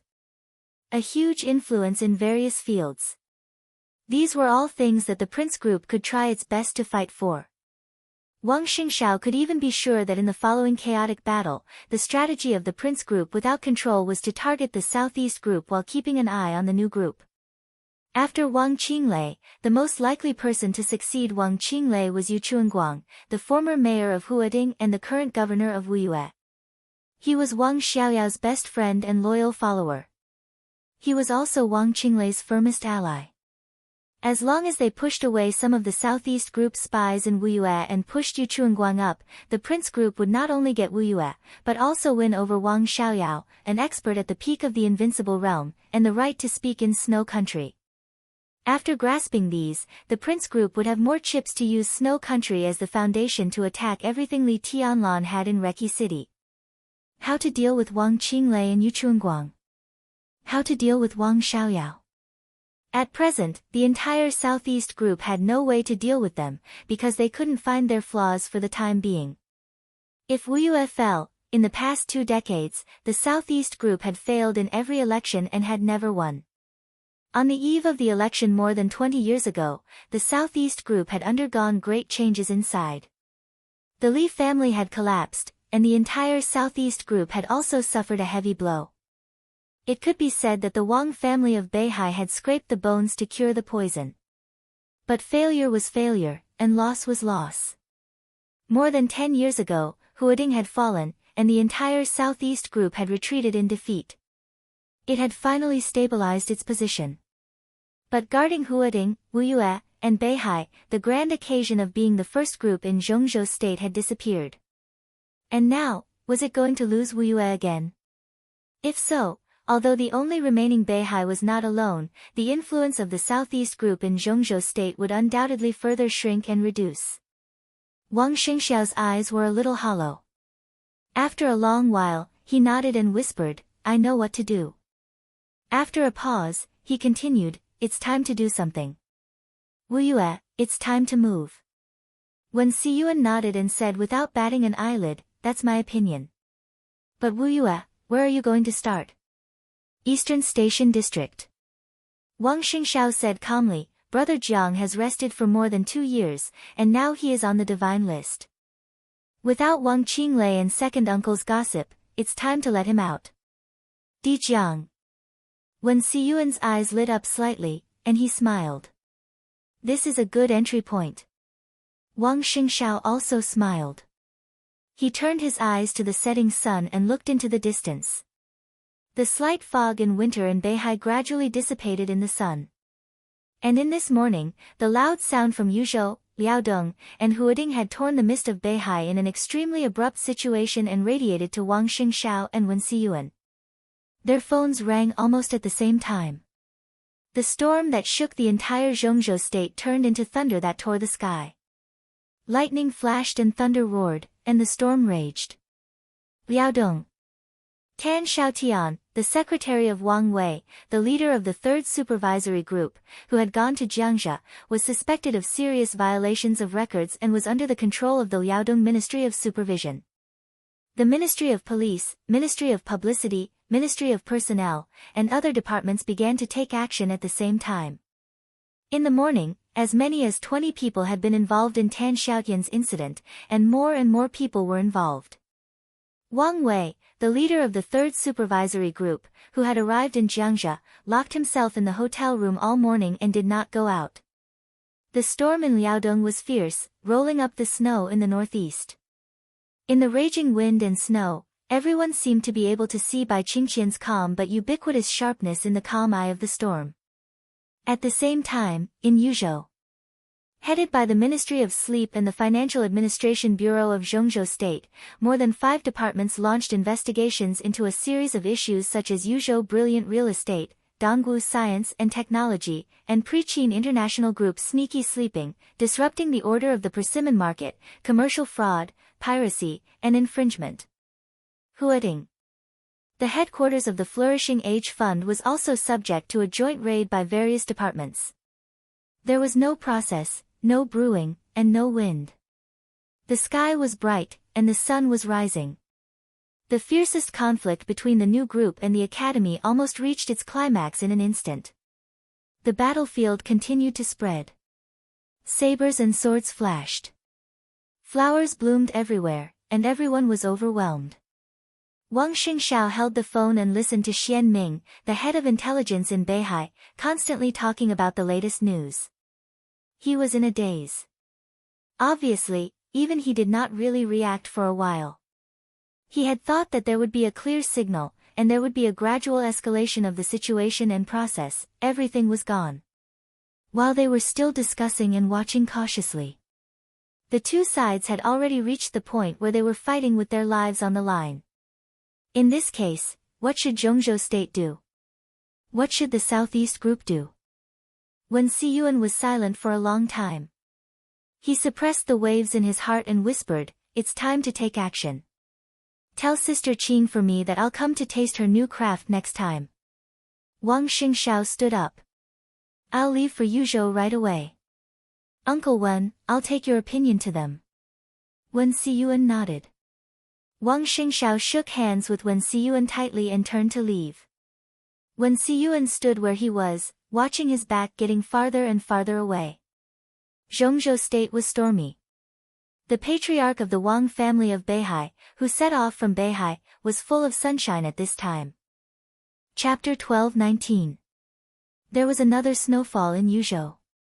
The chilly white snowflakes were floating in the skyscrapers of Yuzhou province and the sky above the old garden, covering the pavilions, terraces and mansions in the old garden, the clear west mountain, the verdant woods outside the old garden and the winding paths.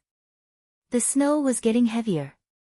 The scenery between heaven and earth turned from light white to a vast expanse. Distant mountains, forests, heaven and earth. Everything seemed to have solidified into an almost eternal picture. Only the falling snowflakes in the air were the only things moving in this beautiful picture. There was a breathtakingly beautiful woman in this breathtakingly beautiful picture. It was a color that was completely opposite to the surrounding snow. She wore a black slim-fitting coat, black silk trousers, and black high-heeled leather boots. Her black hair was like a black waterfall, occasionally dancing in the cold wind and flying snow.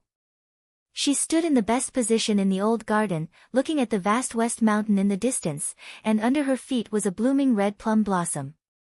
This was a kind of impact that was enough to hit the depths of the soul. If there was a focus in this picture, it must be the black in this vast expanse of white. She stood there quietly with her hands in the pockets of her coat. She was graceful, but her entire person seemed to have a kind of aura. Unconsciously, it suppressed the winter plum blossoms beneath her feet, suppressed the white snow around her, suppressed the distant west mountain and forest. She was colder than the flying snow, more gorgeous than the winter plum blossom, and more piercing than the winter wind. It seemed that the beauty of the world was blooming on her. She was beautiful and flawless. Gu Xianyan looked at Sister Qin's slim back with infatuation, and her beautiful big eyes were full of amazement and envy. That figure stood there quietly, tall and straight, yet incomparably ethereal, like a peerless shadow that resided in the mortal world. It seemed that as long as it moved slightly, it would drift away with the wind and the flying snow into the untainted world. The old garden was located in a corner of the West Mountain Forest Park in Yuzhou. It did not cover an exaggerated area, and it was not famous in Yuzhou. It looked like a yuan lin with a variety of architectural styles. It was originally built in the name of a club, but in fact, it had never entertained guests. It was a private palace built by the Flourishing Age Fund for the Master of Samsara Palace, occupying the best position and the best view in West Mountain. Since the old garden was built, the Master of Samsara Palace had never been here once. Now, it naturally became Qin Weibai's palace. This was the first time that Qin Weibai had come to her hometown, a place that most old Yuzhou people had never heard of. Snow and cold wind danced in the air. In the cold air, she stood there quietly for a long time. No one knew what she was thinking. She was like an ice goddess meditating in the wind and snow, with a kind of awe-inspiring and dreamy dignity that could not be blasphemed. Nearly 100 staff members in the entire old garden were serving Qin Weibai alone. No one came to the old garden on weekdays, but the daily operation did not stop.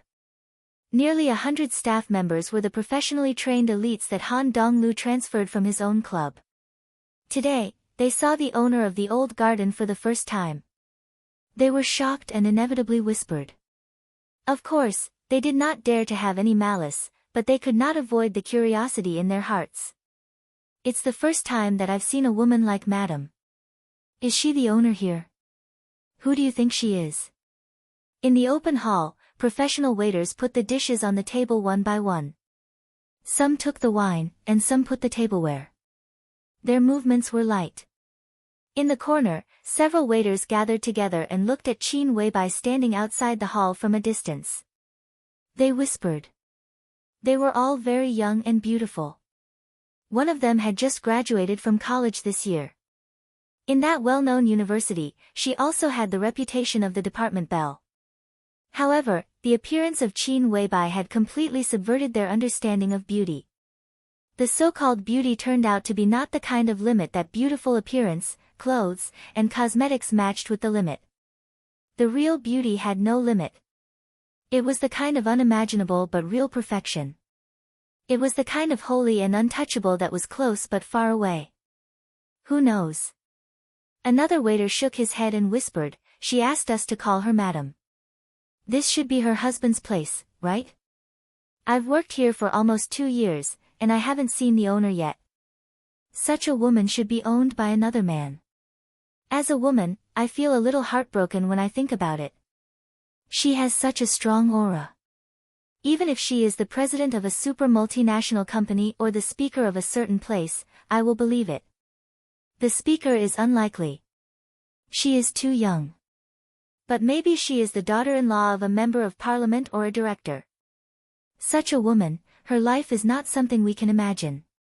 Is that little girl Madam's daughter? When she grows up, she won't be much worse than her mother. Maybe Madam is waiting for her husband. Daughter? Are you kidding me? Madam is obviously very young. How can she have such an old daughter? Is it a sister? Young. I'm not sure about her age. Maybe 20, maybe 30. But her skin is so good, just like a little girl who has been carefully cared for. Madam just looked at me, and my scalp is still numb now. Little girl. You are so funny. The discussion continued in a trance and envy. It seemed that they all believed that Madam was waiting for her husband. In the hall, exquisite dishes were served one by one, looking and smelling good. The deep and melodious bell rang in the old garden, echoing in the snowy world. Qin Weibai raised her wrist and looked at her watch. Almost at the same time she lowered her head, a figure being led over outside the moon gate beside her also stopped. It was a woman who appeared outside the moon gate. Compared to Qin Weibai, who was 1.75 meters tall and was wearing high-heeled leather boots, she was very petite. She was wearing a dark windbreaker, a beige scarf, a black skirt, and a pair of marten shoes. It was a simple combination, but when she put it on, there was a sense that these clothes should belong to her and only her. There was a sense of harmony in them, as if they were made by nature. Her carefully groomed chestnut curls were scattered lazily. This was also a woman who was so beautiful that it was hard to tell her specific age. Maybe she was not as beautiful as Qin Weibai, but it was enough to make people toss and turn unforgettable. Mature, gentle, quiet, well-behaved, charming, and full of charm. She seemed to be in her 20s, in her 30s, or in her 40s. On different occasions, in front of different people, her every expression, every movement, every smile, every word, every different face, and every temperament that could be switched freely seemed to be able to satisfy all the beautiful fantasies of men about women. She might not have the strength to fight tit for tat with countless superiors in various fields without falling into a disadvantageous position. She did not have the temperament to be unmoved by the wind and rain. She did not have the treacherous and unpredictable tactics that were impossible to guard against. But when such a woman stood in front of him, she still gave people the feeling that she was unfathomable. She was a woman. But she was also like countless women. Charming, lazy and naive, noble and elegant, delicate and pitiful, there seemed to be countless faces under her beautiful face. She and Qin Weibai could be said to be the kind of people who made different choices. Qin Weibai chose to conquer the world by herself. She gave all her charm, enthusiasm, and charm to Li Tianlan without reservation. She even gave her country to Li Tianlan. She did not have the ability to conquer the world, but she used all her charm, enthusiasm, and charm to control the man who could conquer the world. Qin Weibai looked up and saw her. She also saw Qin Weibai at the same time. The somewhat petite but exceptionally exquisite delicate body stood there. For a moment, under the flying snow, all her hidden faces seemed to be frozen. She looked at Qin Weibai, and all her emotions seemed to turn into the deepest vigilance in the shortest time. Qin Weibai laughed. Her voice was clear, but it fell in the woman's ears like thunder. Mask, it's our first time meeting. I've heard a lot about you. After a pause, she continued, you know me, don't you? So there's no need for me to introduce myself. The masked lady's body tensed up. Her eyes were either misty or hazy, and the vigilance in them was almost tangible. She was like a cat protecting its own secret. Her hair stood up quietly, but she tried to maintain her shock. I've heard a lot about you. What's there to look up to about me? Did you ask me out? Yes. Qin Weibai's smile was impeccable. Whether it was her appearance, temperament, or her own style, she almost crushed the mask in front of her. I've wanted to talk to you for a long time. A long, long time ago, but I never had the chance until now. Mask took a step back subconsciously. She was a little short of breath.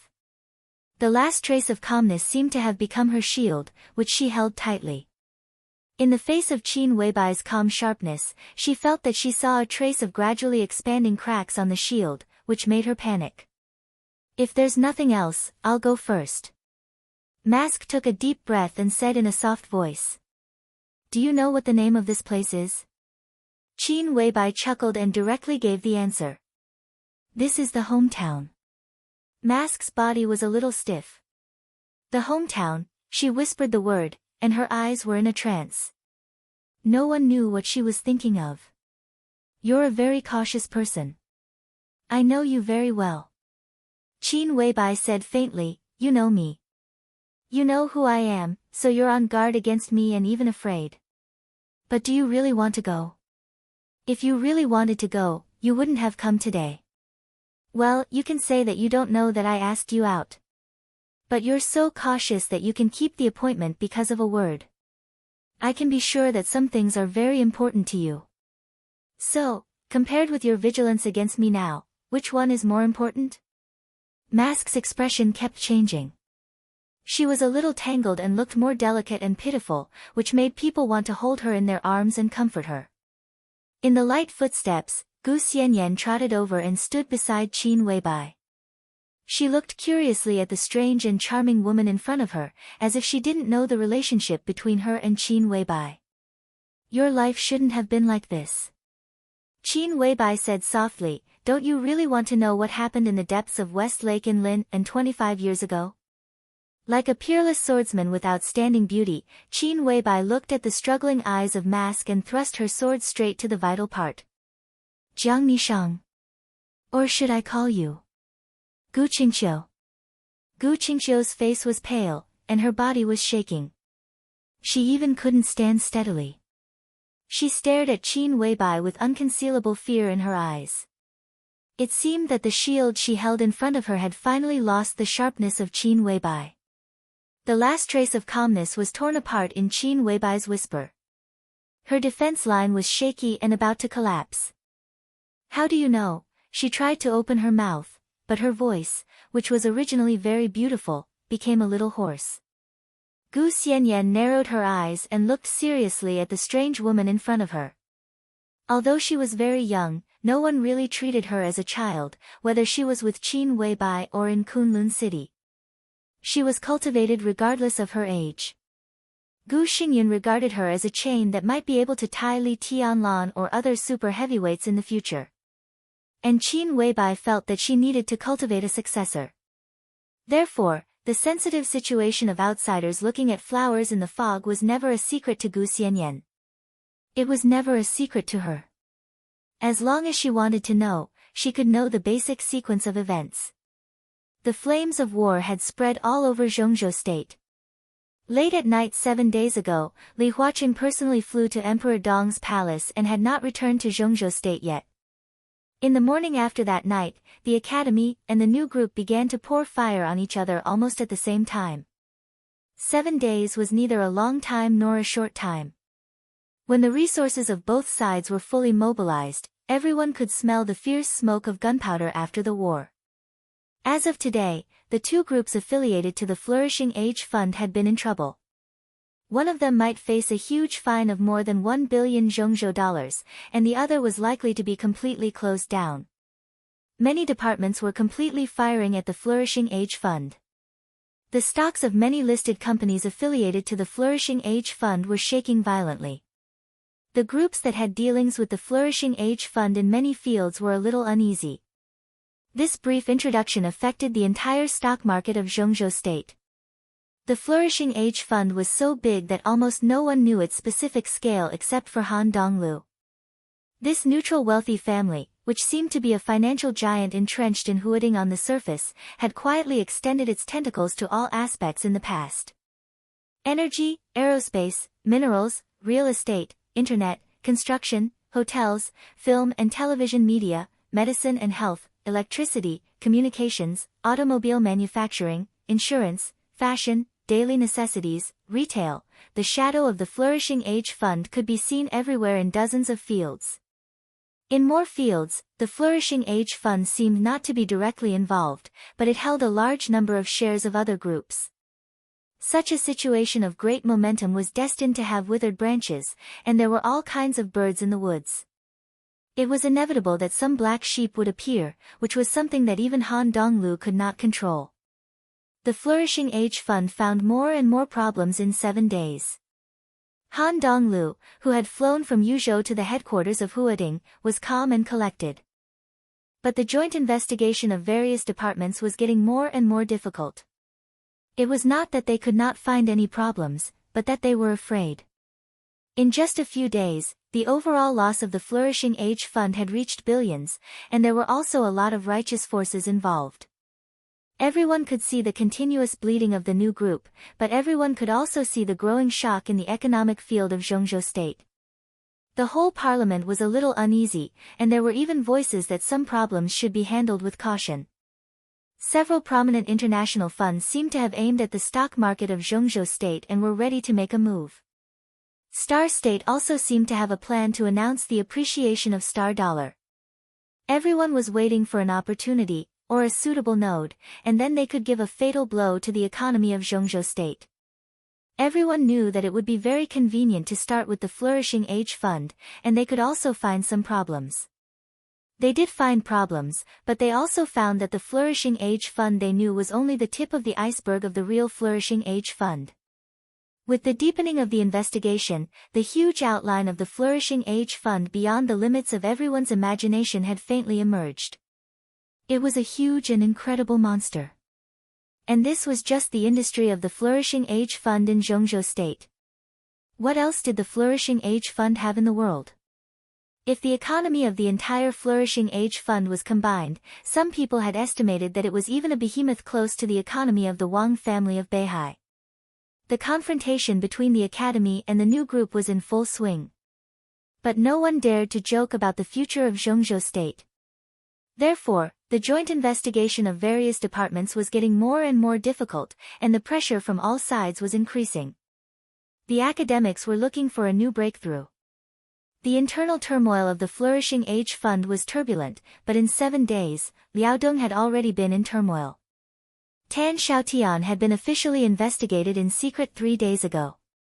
Originally, everyone thought that it was just the problem of the National Highway Reconstruction Project of Feng Tian. After knowing that Wang Wei, the leader of the 3rd inspection team, had entered Jiangxia, Bai Qingqian wanted to slap Wang Wei in the face. But no one expected that Bai Qingqian was completely touched this time, and she completely fell out with him. From the feedback from all sides, the problem of the national highway reconstruction could only be regarded as a trivial matter for Tan Xiaotian. His real problem was in Anong. It was an illegal trade network he built in Anong that connected the peninsula, and from the peninsula to the periphery of snow country in Goryeo. It involved the scope of polar light, from food to population to arms. Tan Xiaotian could get huge profits just by saying hello. At present, it was not clear how big this dark economic chain was, but a conservative estimate showed that the amount had exceeded hundreds of billions. Tan Xiaotian. Hundreds of billions. The two were obviously not the same concept.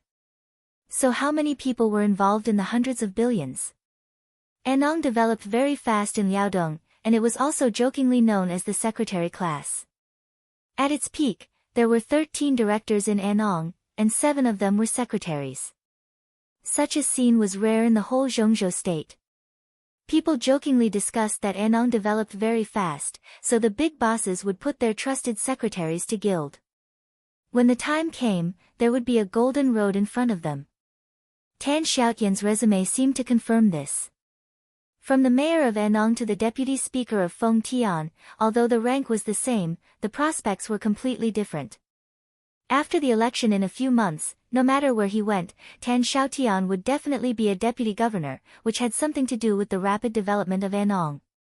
But when this illegal trade chain appeared, everyone was considering whether the big bosses put their secretaries in Anong to gild or to protect some secrets that could not be exposed. No one knew where this idea came from, but in just a few days, it had become very popular in Liaodong. Today, in addition to Tan Xiaotian, 3 directors in Anong had been secretly investigated by the Ministry of Supervision of Liaodong. There was no doubt that these 3 people were secretaries, and one of them was the secretary of the current governor of Liaodong. A monstrous storm was brewing in Liaodong. Everyone could guess the answer that was about to break out of the shell and was destined to be earth-shattering. No one expected that Bai Qingqian would act so fiercely. She did want to deal with Tan Xiaotian and Wang Wei, but what she wanted to do this time was to completely destroy the core base of the academics and capture all the forces of the academics in one fell swoop. The monstrous pressure pressed down from the parliament to Liaodong.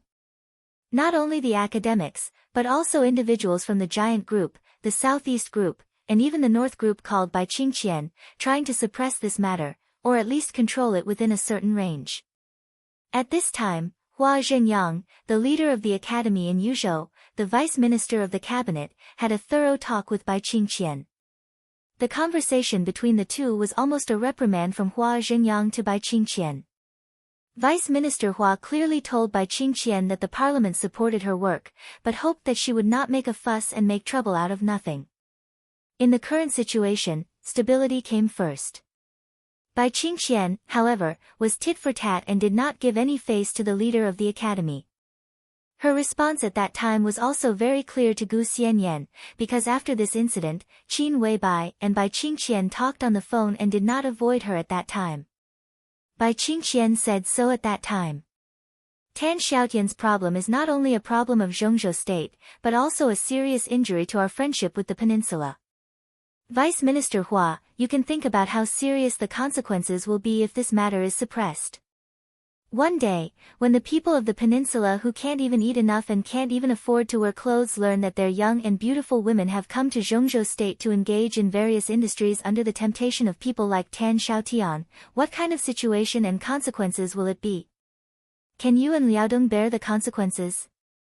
This question could be said to be powerful and resonant. Hua Zhenyang even threw the phone on the spot. At present, the third supervisory group was still active in Jiangxia. But the team leader, Wang Wei, had already closed his door and did not participate in the summary meeting of the supervisory group. Tan Xiaotian's accident directly made Wang Wei's reputation in Zhongzhou state drop to the freezing point. Everyone was still waiting for Tan Xiaotian to be completely broken through, waiting for this storm to completely engulf the few big shots standing at the top of Liaodong. Under such circumstances, it seemed that they were afraid of the complete rebound of the academics, so the giant group also began to quiet down. Bai Zhanfang and Zhou Mulan, who had already had a countermeasure, began to quietly put away the cards in their hands that they were ready to play, waiting for the right time. As a result, the flames of the two battlefields of Liaodong and the Flourishing Age Fund continued to burn, igniting the overall situation. Under such circumstances, Qin Weibai, who had been quiet in Yuzhou, suddenly made an appointment with this woman in front of her, which made Gu Xianyan instinctively feel that something was wrong. At this time, Qin Weibai could not meet a meaningless person. Gu Qingqiu. Jiang Nishang. Gu Xianyan blinked her watery eyes and looked at the woman in front of her. What kind of impact could she have on the next overall situation? Her surname was Gu. Was she from Kunlun City? It shouldn't be. Otherwise, how could she not know her? Qin Weibai looked at Gu Qingqiu quietly, looking at the horror in her eyes. If these two names were a sword that pierced the vital point, then Qin Weibai's next words were a fatal blow. You are 36 years old this year, and you have been carrying out tasks since you were 21. Your code name is Fairy, and your secondary code name is Mask. Those who know these two code names think that there are two people. In fact, both code names are you. You desire freedom, like photography, and have always dreamed of traveling all over the world.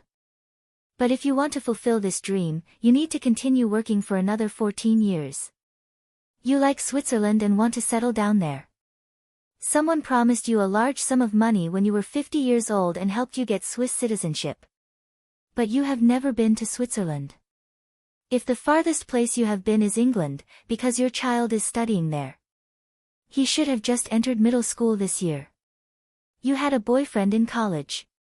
During your mission, you even performed an abortion for your boyfriend. That was your biggest mistake.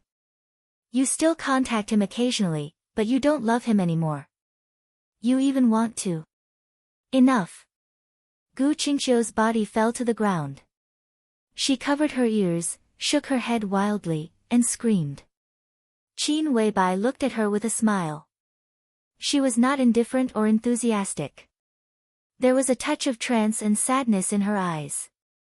You are afraid. She whispered, what are you afraid of? Are you afraid that I will tell these things to your master, or afraid that I will tell these things to your man? Gu Qingqiu raised her eyes and looked at Qin Weibai. Her eyes seemed to be looking at a devil in an angel's clothes. Why do you know these? Why do you know these? Impossible, Gu Qingqiu muttered to herself. She seemed to be on the verge of collapse. Qin Weibai did not speak. She turned and walked to the antique open hall. Gu Xianyan looked at Gu Qingqiu seriously. She hesitated and trotted to follow Qin Weibai, like a butterfly. Qin Weibai walked into the hall and took off her coat. The simple pure white sweater outlined her figure and looked more charming and soft. Gu Xianyan gently pulled her hand and whispered, Sister, she is. Qin Weibai sat on the chair, looked out of the window, and said calmly, Li Shi's successor is also your predecessor. If you continue to stay in Kunlun City, you can get in touch with her about a year later. She will become your teacher. Gu Xianyan's brain was stunned for a moment. She opened her small mouth wide and looked stunned. Her predecessor. Li Shi's successor, this identity could not be more obvious. Kunlun City, the previous generation of Phoenix Pavilion. Master. Gu Xianyan shook her head subconsciously, feeling a little confused. Gu Qingqiu. This was a figure hidden at the bottom of Kunlun City's secrets. Gu Xianyan was not surprised that there was such a figure in Kunlun City. But the previous pavilion master of Phoenix Pavilion turned out to be a figure hidden at the bottom of Kunlun City's secrets? She stayed in Kunlun City for several years. The two invincible realm experts in Kunlun City were both her teachers. She was in daily contact with the high-level officials of Kunlun City. They would teach Gu Xianyan their experience in various aspects, and they would talk about some random things when chatting. But, Gu Qingqiu. She had never heard of this name before. Not even once. Did no one know of her existence? Or did everyone know but did not tell her? 25 years ago, Gu Xianyan recalled this time point. That should be the time when the Li family collapsed and Li Shi officially completed her task and became the wife of the Lord of Kunlun City. At that time, did Kunlun City find a second pavilion master of Phoenix Pavilion? No. Gu Qingqiu was 36 years old this year. According to Qin Weibai, Gu Qingqiu should have joined Kunlun City 25 years ago. She was 11 years old that year. Qin Weibai said that she started to carry out tasks at the age of 21. In other words, Gu Qingqiu was the pavilion master of Phoenix Pavilion 15 years ago. 15 years. 25 years. For such a long time, Kunlun City had been hiding her in the deepest place. So who was her task target? Gu Xianyan suddenly felt that Gu Xingyun was a little scary. Putting everything else aside, just the depth of his thoughts that were hidden in the dark was something that most people couldn't compare to. Sister, who is her task target? Gu Xianyan asked cautiously. Phoenix Pavilion had not been established for a long time in Kunlun City. Li Shi was the first pavilion master of Phoenix Pavilion. Her task target was the youngest invincible realm expert in the world at that time, the first person of the young generation in Zhongzhou State at that time, the heavenly son of the Li family whose edge could suppress Wang Tianzong, the youngest marshal in Zhongzhou State at that time, and the future god of war in Zhongzhou State, Li Kuangtu. Li Shi, the first pavilion master, successfully destroyed Li Kuangtu. Gu Xianyan was the third pavilion master of Phoenix Pavilion. Kunlun City's target was even more terrifying. Li Tianlan. This was a pavilion master who took Li Tianlan as her task target. Was she arrogant and conceited? Did she have no F*king idea? Was she ignorant? It was really not. Kunlun City regarded her as the third pavilion master. It seemed to be just a simple identity, but in fact, for this identity, all departments of Phoenix Pavilion had made the most cautious and meticulous analysis, and there were millions of theoretical reports to support this conclusion. They made Gu Xianyan the third pavilion master, which meant that they firmly believed that Gu Xianyan was qualified to hunt Li Tianlan. That million-word theoretical report was the foundation that supported all of this. They would analyze Li Tianlan's character in terrifying detail, summarize his preferences, collect all kinds of details about him, all his hobbies, and then cultivate Gu Xianyan from various fields. This kind of targeting was undoubtedly the most terrifying and impeccable. The cultivated Gu Xianyan might not be the most perfect, but it was certain that, in the analysis of Kunlun City, such Gu Xianyan must be the most perfect in Li Tianlan's eyes. Of course, Gu Xianyan couldn't do this now. But there was no problem with everything. Li Tianlan was young enough, and Gu Xianyan was immature enough. She still had a lot of time to grow up and be cultivated. Kunlun City had enough strength to equip her from all aspects. In this process, how many resources to mobilize and how much money to spend were not the issues that Kunlun City considered at all. They could spend tens of billions just to cultivate a woman who could stay with Li Tianlan and make him love her so much. Then the tens of billions of funds were valuable, and it would definitely bring Kunlun City a return that far exceeded the cost. This was the idea that Kunlun City built Phoenix Pavilion. And this idea was indeed successful now. They cultivated Li Shi, successfully overthrew the Li family, and replaced it. Li Shi hunted Li Kuangtu in the past. Gu Xianyan would hunt Li Tianlan in the future. This was Gu Xingyun's plan. There were always some people who said that smart people would not fall in the same place twice. In fact, history always repeated itself. Kunlun City was full of confidence. Because this was the core secret of their success. No one would doubt the way to make themselves successful, at least not before they failed. Therefore, the first and third Phoenix Pavilion Masters had absolutely powerful hunting targets. Then what about the second Phoenix Pavilion Master? This woman was so low-key that she seemed to not exist even in Kunlun City. She hid so deeply. This woman who had been on duty for 15 years and had successfully hunted for 15 years, who was her target? Qin Weibai looked at the wine in front of her, then picked up the freshly squeezed orange juice on the side, poured herself a glass, and whispered, "It's Qing Shilai." Gu Xianyan didn't speak for a while. Maybe she didn't react, or maybe she couldn't believe it at all. She blinked and tilted her head to look at Qin Weibai. Sister, who are you talking about? Qing Shilai. Qin Weibai's voice was calm. Gu Xianyan didn't respond. She seemed to be almost numb by the impact of this name. Qing Shilai. This was a name that was not very familiar to the people of Zhongzhou State.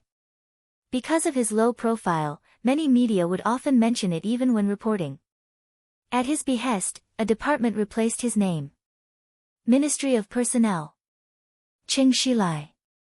Zhongzhou State Councillor, Minister of the Ministry of Personnel of Zhongzhou State, Li Huaqing's first confidant, and the academic's first corps general. He was also one of the most popular flag-type figures of the academics today. He was recognized as the most low-key councillor in Zhongzhou State, and also one of the most courageous councillors in the parliament. If the most simple sentence was used to describe Qing Shilai's weight in Zhongzhou State, he was the strongest opponent of Wang Qinglei from the Wang family of Beihai. Yes, it was Wang Qinglei, who had a bright future in the Wang family of Beihai. Not the current Wang Qinglei.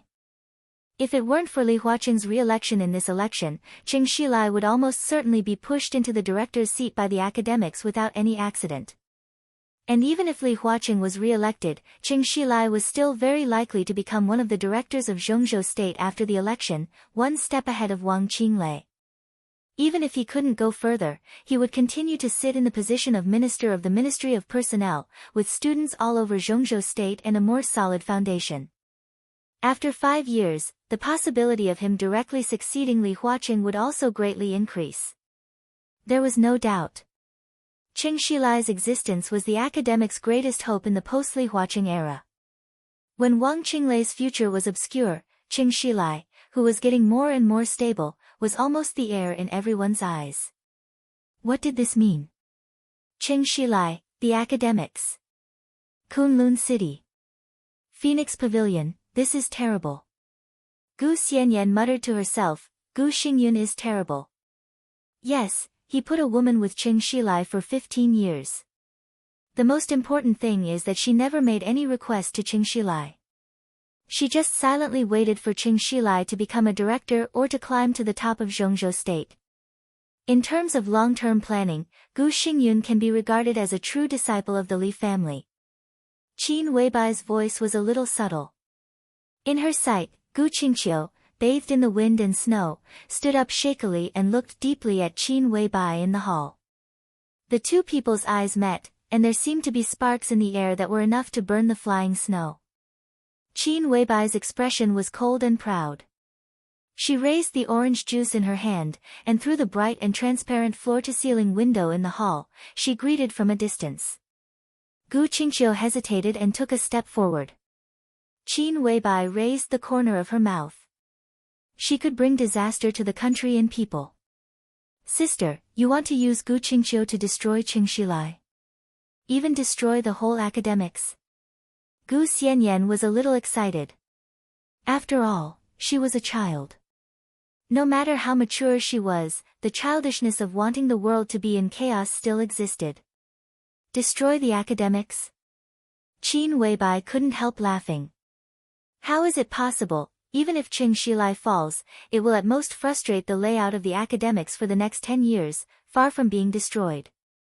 Kunlun City has bet heavily on Qing Shilai. In other words, Qing Shilai is now flawless. Because Gu Qingqiu has never made any request to him that goes against his own position, nor has she done anything excessive. Gu Qingqiu is indeed from Phoenix Pavilion, but in Gu Xingyun's eyes, before Qing Shilai reaches the top, she does nothing but complete the task.